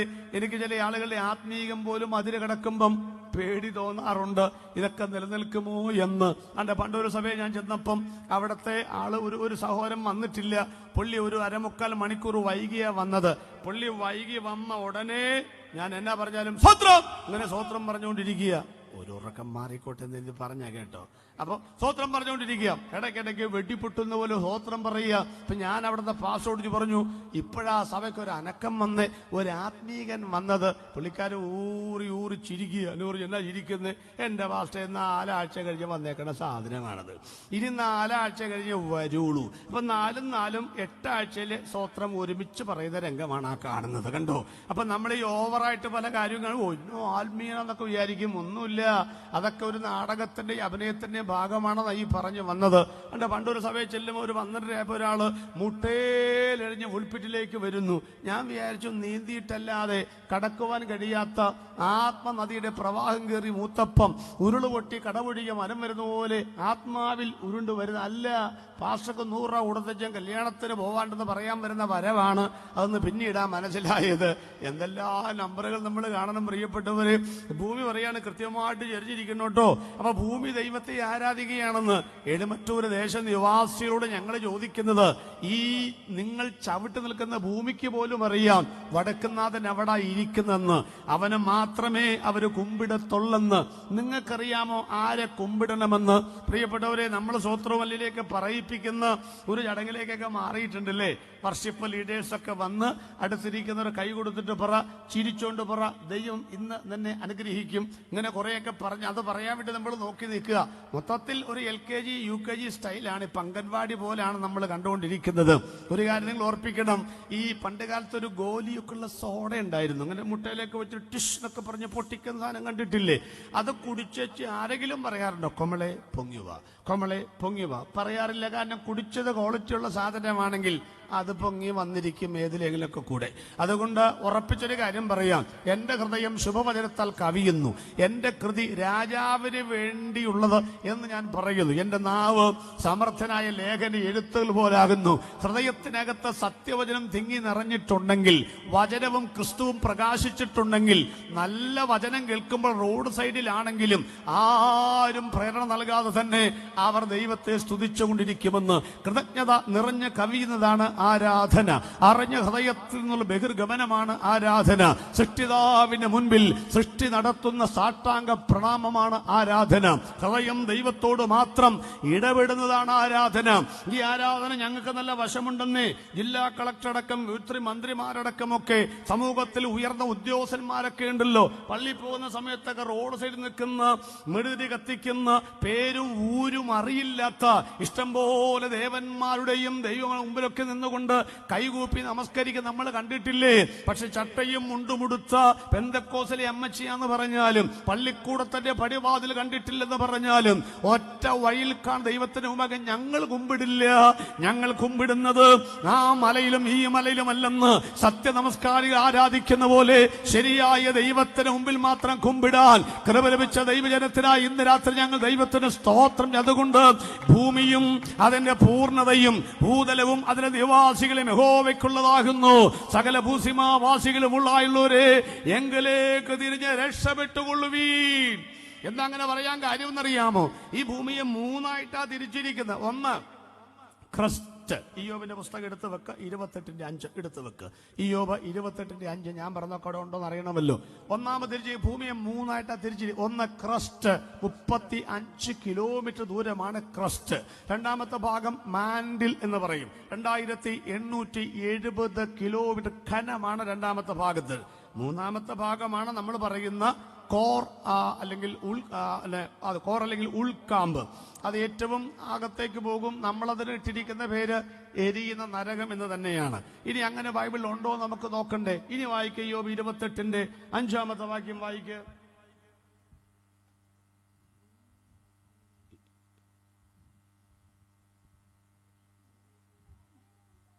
ഭൂമിയിൽ നിന്ന് ആഹാരം ആഹാരമുണ്ടാകുന്നു. രണ്ട് വാക്യം കേട്ടിട്ട് രണ്ട് ഭൂമി ഉണ്ടെന്ന് വിചാരിക്കരുത്, ഒരു ഭൂമിയേ ഉള്ളൂ. ഈ ഭൂമി വായിക്കിനി. ഭൂമിയിൽ നിന്ന് ആഹാരമുണ്ടാകുന്നു, ഭൂമിയിൽ നിന്ന് ആഹാരമുണ്ടാകുന്നു, അതിന്റെ അധോഭാഗം തീ കൊണ്ടെന്ന പോലെ മറിയുന്നു. അതിന്റെ അധോഭാഗം തീ കൊണ്ടെന്ന പോലെ മറിയുന്നു. അടുത്ത വാക്യം കൂടെ വായിക്കുക. അതിലെ പാറകൾ നീലരത്നത്തിന്റെ ഉൽപ്പത്തി സ്ഥാനം, കനകപ്പൊടിയും അതിലുണ്ട്. അതിന്റെ പാത കഴുകൻ അറിയുന്നില്ല. ഞാൻ ഇത് ബാക്കി അങ്ങോട്ട് പറഞ്ഞോളാം, ശ്രദ്ധിച്ചോളൂ. ഭൂമിയിൽ നിന്ന് ആഹാരം ഉളവാക്കുന്നത് ഈ 35 കിലോമീറ്റർ കനത്തിലാണ് മനുഷ്യർക്ക് ജീവിക്കാനുള്ള സംഗതികളെല്ലാം. ഈ കെട്ടിടത്തിന്റെ തറക്കല്ലിട്ടിരിക്കുന്ന അവിടെയാണ്, മരത്തിന്റെ വേരിറങ്ങുന്ന അവിടെയാണ്, നമ്മൾ ബയലടിക്കുന്നൊക്കെ അവിടെയാണ്, കിണർ കുത്തുന്ന അവിടെയാണ്. അപ്പൊ മനുഷ്യർക്ക് കൊടുത്തിരിക്കുന്നതാണ് 35 കിലോമീറ്റർ ഭാഗം വരുന്ന ക്രസ്റ്റ്. രണ്ടാമത്തെ ഭാഗം എന്ന് പറയുന്നത് മാൻഡിൽ, അവിടെയാണ് 20 ലിത്തോ സ്പിയറിക് പ്ലേറ്റുകൾ ഉള്ളത്. അത് കഴിഞ്ഞിട്ടാണ് ഈ പറയുന്ന രണ്ടാമത്തെ ഭാഗമല്ല ഇവിടെ വായിച്ചത്, അത് രണ്ടാമത്തെ ഭാഗം മൂന്നാമതാ വായിച്ചത്. അതിന്റെ അതോ ഭാഗം ലോവർ ലോവസ്റ്റ്, അതിന്റെ അതോ ഭാഗം എന്തോ ചെയ്യുന്നു? തീ കൊണ്ടെന്ന പോലെ. മൈക്ക് താഴെ വെച്ചു, അതെടുത്ത് കൈ പിടിക്കുക കുറച്ചു നേരം. അത് എന്റെ അതോ ഭാഗം തീ കൊണ്ടെന്ന പോലെ. ഇത് ഈ നാട്ടുകാർ കേൾക്കാൻ വേണ്ടിയാ മോളെ ഈ മൈക്കിൽ കൂടെ വായിക്കണമെന്ന് വന്ന്. നമുക്കിതെല്ലാം അറിയാമെങ്കിൽ യോഗം വെച്ചിരിക്കുന്ന അവരും കൂടെ കേൾക്കാൻ വേണ്ടിയിട്ടാണ്. നമ്മൾ എന്നാ പറയുന്നതെന്ന് കേട്ടേച്ചേ കഞ്ഞു കുടിക്കത്തുള്ളെന്നും പറഞ്ഞ് കോലാലിരിക്കുന്ന അച്ചായന്മാരൊക്കെ ഉണ്ടെന്നേ, അതുകൊണ്ട് അവരും കൂടെ കേൾക്കാനായി പറയുന്നേ, മനസ്സിലായി? അപ്പൊ അത് അതോ ഭാഗം തീ കൊണ്ടെന്ന പോലെ മറിയുന്നു. അച്ഛാ ഒരു കാര്യം ഓർത്തോളെങ്കിൽ, അതുകൊണ്ട് ഈ ഭൂലോകത്തിലുള്ളവർ ഇത് മാറിക്കഴിയുമ്പം അങ്ങോട്ടേക്കാ പോകേണ്ടത്. എങ്ങോട്ടേക്ക്? രക്ഷിക്കപ്പെട്ടവരെവിടെ പോകും? രക്ഷിക്കപ്പെടാത്തവരെവിടെ പോകും? എവിടെ പോകും? ഈ മനുഷ്യരെ ആരെയും ദൈവം നരകത്തിലേക്ക് വിടത്തില്ല. എവിടാ തിരുവിടത്ത്? പിശാചിനും അവന്റെ ദൂതന്മാർക്കും ഒരുക്കിയിരിക്കുന്ന നിത്യാഗ്നിയിലേക്ക് പോകുവീൻ. അപ്പൊ ആർക്കുള്ളതാ നരകം? പിശാചിന്റെ മക്കൾക്കുള്ളതാ നരകം. മനസ്സിലായോ? അപ്പൊ നമുക്ക് പിശാചിന്റെ മക്കളാകാൻ എന്ത് ചെയ്യണം? നരകത്തിലേക്ക് പോകാൻ എന്ത് ചെയ്യണം? പരസ്യത്തിൽ ഉപദേശി പ്രസംഗിച്ചപ്പോൾ ഒരു ആളോടും ചോദിച്ചു, നിങ്ങൾ ഈ സ്വർഗത്തിലേക്ക് പോകുന്ന കാര്യം മാത്രം പറഞ്ഞാൽ മതിയാവോ? നരകത്തിലേക്ക് പോകാൻ എന്ത് ചെയ്യണം? ഉപദേശി പറഞ്ഞു, ഒന്നും ചെയ്യണ്ട, ഈ പോക്കങ്ങ് പോയേച്ചാ മതി, നേരെ അവിടെ ചെന്ന് വീണോളും എന്ന് പറഞ്ഞതുപോലെ നരകത്തിലേക്ക് പോകാൻ എന്ത് ചെയ്യണം? എന്തെങ്കിലും ചെയ്യണം. ചുമ്മാ പോകാനൊക്കത്തില്ലെന്നേ. ഇവിടെ ആട്ടിറച്ചിക്ക് ഭയങ്കര വിലയാ. സമീകൃത ആഹാരം നമ്മുടെ നാട്ടിലില്ല. അതുകൊണ്ട് central jail, 3 central jail, 33 sub jail, വനിതാ ജയിൽ, ഓപ്പൺ ജയിലിലൊക്കെ ആട്ടിറച്ചി കൊടുക്കുന്നുണ്ടാകാം, ബീഫ് കൊടുക്കുന്നുണ്ട്, മീനുണ്ട്. അതിൽ ഒന്നാം തരം ഭക്ഷണമാണെന്നും പറഞ്ഞ് നമുക്ക് ദാരിദ്ര്യമാണെന്നും പറഞ്ഞ് അവിടെ ചെന്ന് കയറി കിടക്കാൻ പറ്റുമോ? പറ്റത്തില്ലെന്നേ. അവിടെ കയറണമെന്നുണ്ടെങ്കിൽ ചുരുങ്ങിയ പക്ഷം പറാവ് നിൽക്കുന്ന പോലീസുകാരന്റെ മുഖത്ത് ഒരു മേരിക്കോം പഞ്ചെങ്കിലും കൊടുക്കാതെ ഫ്രീ എൻട്രി അകത്തോട്ട് കിട്ടത്തില്ല.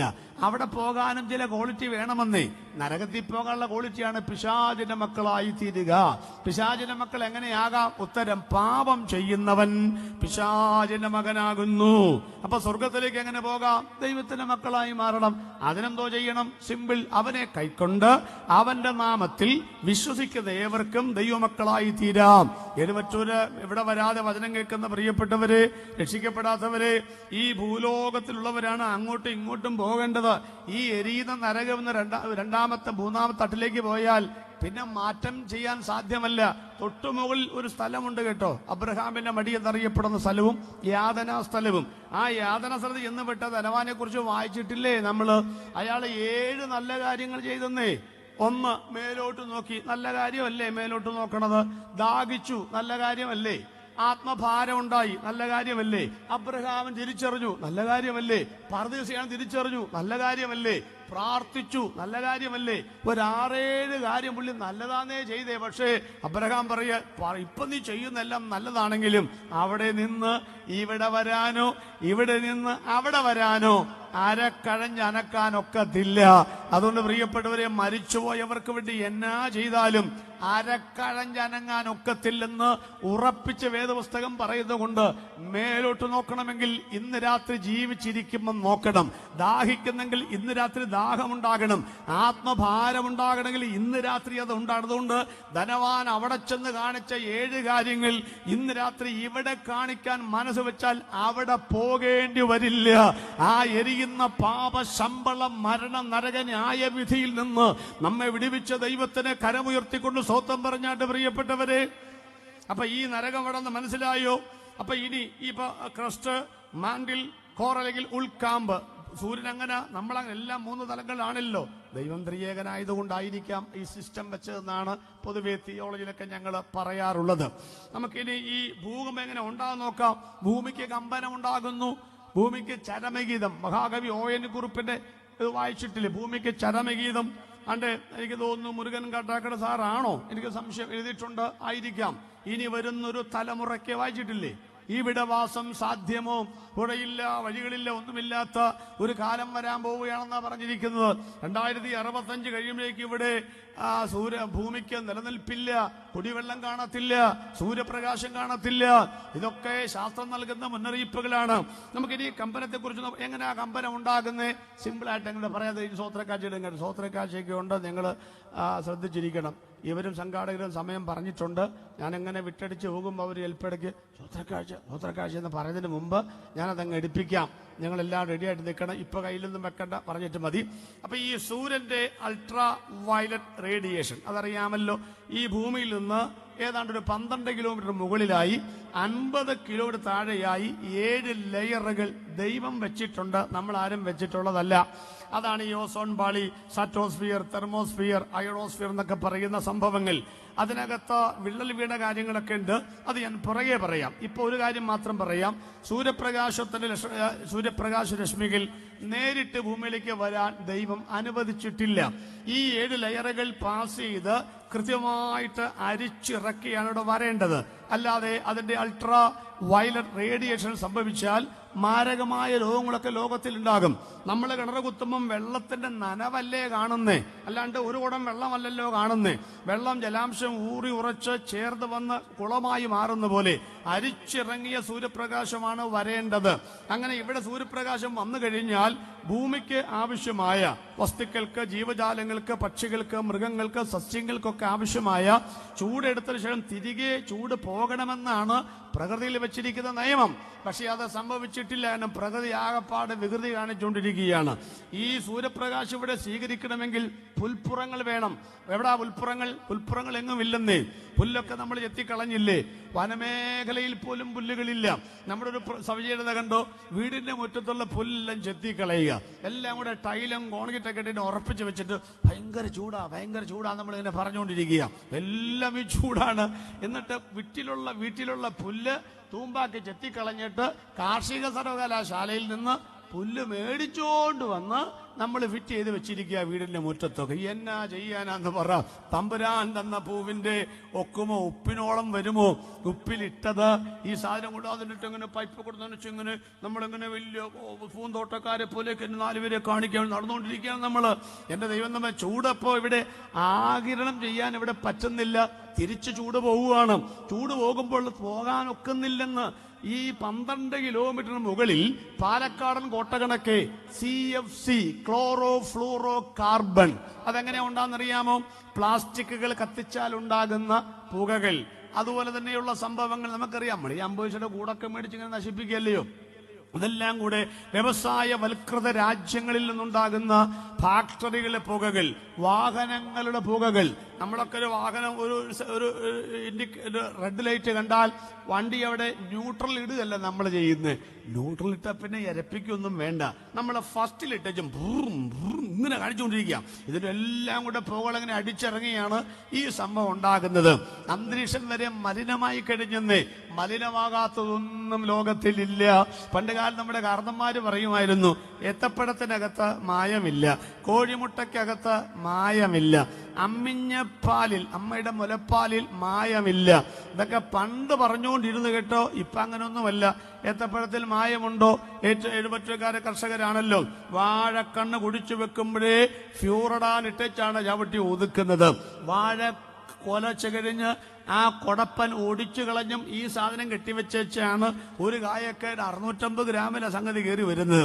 അപ്പൊ ഏത്തപ്പഴത്തിൽ മായം വന്നു കഴിഞ്ഞു. പഴത്തിനകത്തൊരു കല്ല് എന്ന പദം ഇപ്പൊ എല്ലാവർക്കും പരിചയമുണ്ട്. ഏത്തപ്പഴത്തിൽ മായം വന്നു കഴിഞ്ഞു. 2, കോഴിമുട്ടയ്ക്കകത്ത് മായമുണ്ടോ? ചൈനീസ് മുട്ടയൊക്കെ തിന്നത് നമ്മൾ വശം കെട്ടിരിക്കുക, അതിനകത്തും മായമുണ്ട്. 3, അമ്മിഞ്ഞപ്പാലിൽ മായമുണ്ടോ? അമ്മയുടെ മുലപ്പാലിൽ മായമുണ്ടോ? ദൈവം നമ്പുരാനെ, അതിനകത്താരാ വിഷം ചേർക്കുന്നല്ലേ? അതിനകത്തും ചേർന്നു. പറഞ്ഞിരിക്കുന്നു, വ്യവസായവൽകൃത രാജ്യങ്ങൾ ഉള്ള ഫാക്ടറി ഉള്ള രാജ്യങ്ങളിലെ സ്ത്രീകളുടെ മുലപ്പാലിനകത്ത് ഡയോക്സിൻ എന്ന് പറഞ്ഞ വിഷവാതകം കലർന്നിരിക്കുന്നു എന്നാണ് ശാസ്ത്രം ഇവിടെ പഠിപ്പിച്ച് വെച്ചിരിക്കുന്നത്. അതുകൊണ്ട് തന്നെ ഒരു കാലഘട്ടം ചിന്തിച്ചാൽ പണ്ട് മുലപ്പാലിലെ ഏറ്റവും വലിയ ആഹാരം എന്ന് പറയുന്നത് ഇപ്പോ അതിനുള്ള ഒരു താല്പര്യം തന്നെ പൊതുവെ കുറഞ്ഞു തുടങ്ങിയെന്നാണ് എനിക്ക് തോന്നുന്നത്. അതിപ്പോ ഞാൻ മൊത്തത്തിൽ പഠനങ്ങളൊക്കെ തന്നെ വേറെ ഒക്കെ സംഭവങ്ങളൊക്കെ കൊടുക്കുന്നത്. വാസ്തവത്തിൽ നിങ്ങൾ ഒരു പള്ളിക്കാരൻ ചിന്തിച്ച് നോക്കിക്ക്, ആണ്ട് പള്ളിയിലേക്ക് ചില സഹോദരിമാർ വരുന്നത് തന്നെ ഒന്ന് പ്രസവിച്ച കൊച്ചിനെയും കൊണ്ട് വന്നാൽ ആ വരവ് കാണാൻ തന്നെ ശൈലം എന്ന് പറയുമ്പോൾ ഒരു വലിയ ബിഗ് ഷോപ്പിന്റെ സഞ്ചി കയ്യിലുണ്ടാവും. 1 ലിറ്റർ പാല്, ബിസ്ക്കറ്റ്, ഹോർലിക്സ്, പിന്നെ അത് ഇത് അതിൻ്റെയൊക്കെ പൊടികൾ പിന്നെ ഒക്കെ ആയിട്ടാ വരുന്നത്. നമ്മളായിരിക്കും എല്ലാം കൊച്ചിന് കൊടുക്കാനായിരിക്കുമെന്ന്. കൊച്ചു വീട്ടിൽ വന്നെങ്കിൽ ഹോളിൽ വന്നിരിക്കുമ്പോൾ അനങ്ങാതിരിക്കുമ്പം പുള്ളിക്കാരത്തേക്ക് പുറത്തു പോകണം ഒരു ചിന്ത. കൊച്ചിന് നമുക്ക് ഒരു പിച്ചു വെച്ചു കൊടുക്കും. എന്ന് പറഞ്ഞ് കരഞ്ഞ് അതിനെ കൊണ്ട് വെളിയിലിട്ട് ഉറങ്ങി. പിന്നെ ആ ബിസ്ക്കറ്റ് കൊണ്ട് പൊട്ടിച്ച് അതിന് കൊടുത്തു, അതിന് വേണ്ട തള്ള തിന്നു. അതിന് അടുത്ത പിന്നെ ഓറഞ്ച് പൊളിച്ച് അതിന് കൊടുത്തു, അതിന് വേണ്ട അത് തള്ള തിന്നു. അങ്ങനെ ഈ വള്ളി വിട്ടത്തൂടെയൊക്കെ നടന്ന് നിങ്ങൾക്കറിയാമല്ലേ കാര്യങ്ങളൊക്കെ. ഈ കൊച്ചിനെ പ്രസവിച്ചപ്പോഴുണ്ടല്ലോ 1,750 1.25 കിലോ ആണ് കൊച്ചുള്ളത്. ഈ കൊച്ചിന്റെ അമ്മ ഒരു 65 കിലോ. ഏതാണ്ട് ഒരു 6 മാസം കഴിഞ്ഞപ്പം കൊച്ച് 1,850 100 ഗ്രാമേ കൂടിയിട്ടുള്ളൂ. ഇത് 67 97 കിലോ. അപ്പൊ ഈ ബിഗ് ഷോപ്പിനകത്ത് കൊണ്ടുവന്ന സാധനക്കാരത്തിന് മനസ്സിലായില്ലോ. തബാഹാൾ അടിച്ചു വാരുന്ന ഞങ്ങൾക്കൊക്കെ ആണെങ്കിൽ എന്തോ ഒരു സാധനം അടിച്ചു വാരിട്ടെന്നറിയാമോ. ഈ കൊച്ചു കിടന്ന് വാവിട്ട് കരയാണെന്ന് കൊച്ചിനറിയാം എന്താ വേണ്ടതെന്ന്, തള്ളക്കറിയാം എന്താ കൊടുക്കേണ്ടതെന്ന്, നമുക്കും അറിയാം എന്താ വേണ്ടതെന്ന്, ദൈവത്തിനും അറിയാം എന്താ കൊടുക്കേണ്ടതെന്ന്. തള്ള അത് മാത്രം കൊടുക്കുകയില്ലെന്ന് വല്ലം കിടികിട്ടി. അതുകൊണ്ട് മുലപ്പാൽ പോലും ഇല്ലാത്ത കാലമാണെന്ന്. ഇവിടെയാ ഞങ്ങളുടെ വേദപുസ്തകത്തിന്റെ പ്രത്യേകത. ഏത്തപ്പഴത്തിനകത്ത് മായം വരും, അമ്മിഞ്ഞപ്പാൽ കൊടുക്കാൻ മടിക്കും, അതിനകത്ത് മായം വരും, കോഴിമുട്ടയ്ക്കകത്ത് മായം വരും സുഹൃത്തെ. പക്ഷേ പള്ളിക്കൂടത്തിന്റെ പടിവാതിൽ പോലും കണ്ടിട്ടില്ലാത്ത പത്രോസ് പരിശുദ്ധാത്മാവിൽ നിറഞ്ഞപ്പോൾ എഴുതി വെച്ച വചനറിയാമോ? ഇപ്പോൾ ജനിച്ച ശിശുക്കളെ പോലെ വചനമെന്ന മായമില്ലാത്ത പാൽ കുടിച്ച് വളരുവാൻ വാഞ്ചിപ്പീൻ. എഴുമറ്റൂരിൽ ഇന്ന് രാത്രി യോഗം തീരും. ഈ സഹോദരങ്ങൾ 5 പേര് കഷ്ടപ്പെട്ടുണ്ടാക്കിയ യോഗത്തിന് വിമർശനങ്ങൾ ആയിരക്കണക്കിന് അമ്പുകൾ ഉണ്ടെങ്കിലും ഇന്ന് രാത്രി യോഗം സമാപിക്കും. പക്ഷേ ഞങ്ങൾ പറഞ്ഞ വചനം മാറിപ്പോവുകയില്ല. ആകാശം മാറിപ്പോയാലും ഈ ഭൂമി മാറിപ്പോയാലും ഇവിടെ പറഞ്ഞ വചനം മാറിപ്പോവുകയില്ല. സാമ്പ്രദനം കൂട്ടനും പാടിയ പാട്ട് ഇവിടെ മരിക്കുകയില്ല. മരിക്കാത്ത വചനം പറയാൻ, മരിക്കാത്ത പാട്ടുപാടാൻ, മരിക്കാത്ത പ്രാർത്ഥന നടത്താൻ ദൈവം എഴുമറ്റൂരിൽ എനിക്കും നിങ്ങൾക്കും സാവകാശം നൽകിയതോർത്ത് നമ്മൾ മരിച്ചാലും എഴുമറ്റൂരിൽ നിന്ന് മരിക്കാത്ത ദൈവത്തിന്റെ വചനം പറയാൻ കൃപ നൽകിയതോർത്ത് ആവേശത്തോടെ ഇരുകരവും ചേർത്തടിച്ച് രാത്രി നിങ്ങൾ ദൈവത്തിന് സ്തോത്രം ചെയ്യട്ടെ. ആകാശം കൊടുമുഴക്കത്തോടെ ഒഴിഞ്ഞു പോകും, ഭൂമിയും മൂലപദാർത്ഥത്തിലും കപ്പിയടിയും. പക്ഷേ ദൈവത്തിന്റെ വചനത്തിന് മാറ്റമേ ഇല്ല. വെളിപ്പാട് 16:8 വായിക്കുന്നു, അപ്പോൾ ഇവിടെ 7 മടങ്ങ് ചൂട് വർദ്ധിക്കുമെന്നാണ്. ഞാൻ ഈ സമയമായപ്പോൾ ഇനി കണ്ടമാനം വാക്യങ്ങൾ വായിപ്പിച്ച് ഒത്തിരി ലക്ഷണങ്ങൾ ഞാൻ പറയുന്നില്ല. 16-ാമത്തേത് മാത്രമേ ചില കാര്യങ്ങൾ പറയുന്നുള്ളൂ. 7 മടങ്ങ് ചൂട് വർദ്ധിക്കാനുള്ള കാരണം ഇതാണ്. നിങ്ങൾ പറയാൻ ഇവിടെ ചൂട് വർദ്ധിക്കുന്നുണ്ടോ? ഉണ്ടോ? നമ്മുടെ ചെറുപ്പകാലത്ത് കേരളത്തിന്റെ ഭൂമിശാസ്ത്രം പഠിച്ചാൽ അറിയാം, ഏറ്റവും തണുപ്പുള്ള മേഖല എന്ന് പറയുമ്പോൾ പീരുമേടാണ്. നമ്മുടെ കണക്കിൽ ഇവിടുത്തെ കണക്കനുസരിച്ച് ഏറ്റവും തണുപ്പുള്ളത് വാഗമൺ പീരുമേടാണ്. അതുപോലെ ഇടുക്കി ജില്ലയിലും വയനാട്ടിലും ഒന്നും എൻ്റെ മൂത്ത മകൾ കുടുംബമായിട്ട് അവിടെയാണ് കർത്താവിൻ്റെ വേല ചെയ്യുന്നത്. 5 വർഷം മുൻപ് ഞാൻ അവിടെ ചെല്ലുമ്പം അത് വീട്ടിൽ ഫാനില്ല. ഈ പറഞ്ഞ സ്ഥലങ്ങളിലൊക്കെ നമ്മൾ താമസിക്കുന്ന ഹോട്ടലുകളിൽ ഫാനില്ല. ഇപ്പോഴുണ്ട്. അപ്പം AC റൂം പോലും ഉണ്ട്.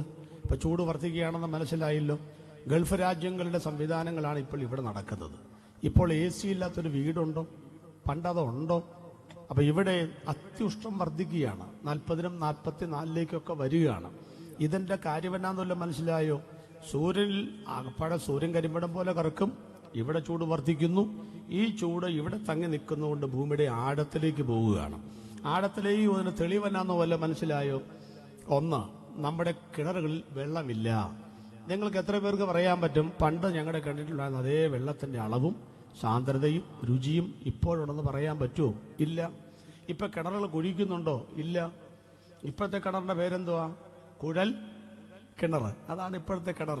അതൊക്കെ എവിടെ പോയിട്ടാ വെള്ളം എടുക്കുന്ന അറിയാമോ? അതല്ലേ പാറമടയും പ്ലാച്ചുമടയും തമ്മിലുള്ള വ്യത്യാസം എന്ന് പറയുന്നത്. അപ്പോൾ ഇപ്പൊ കിണർ ഇപ്പം കിണറില്ലാത്ത വീട് അതൊരു പ്രശ്നമല്ല. പണ്ട് കുഴൽ കിണറുള്ള വീട് ആരും വാങ്ങത്ത് പോലുമില്ല. മനസ്സിലായോ? ഇപ്പൊ കാലങ്ങൾ വരികയാണ് ഇവിടെ വെള്ളം ഉണ്ടാവില്ല എന്ന് പറഞ്ഞാൽ വളരെ സത്യമാണ് പ്രിയപ്പെട്ടവരെ. അപ്പൊ ഈ ചൂട് അങ്ങോട്ട് പോകുമ്പോൾ 20 ലിത്തോ സ്പിയറിംഗ് പ്ലേറ്റിൽ ഉരസിയാണ് അങ്ങോട്ട് പോകുന്നത്. അവിടെ ചെല്ലുമ്പം ഭൂമി ഉരുണ്ടതല്ലേ, തിരിച്ചും പാസ് ചെയ്യുന്നു.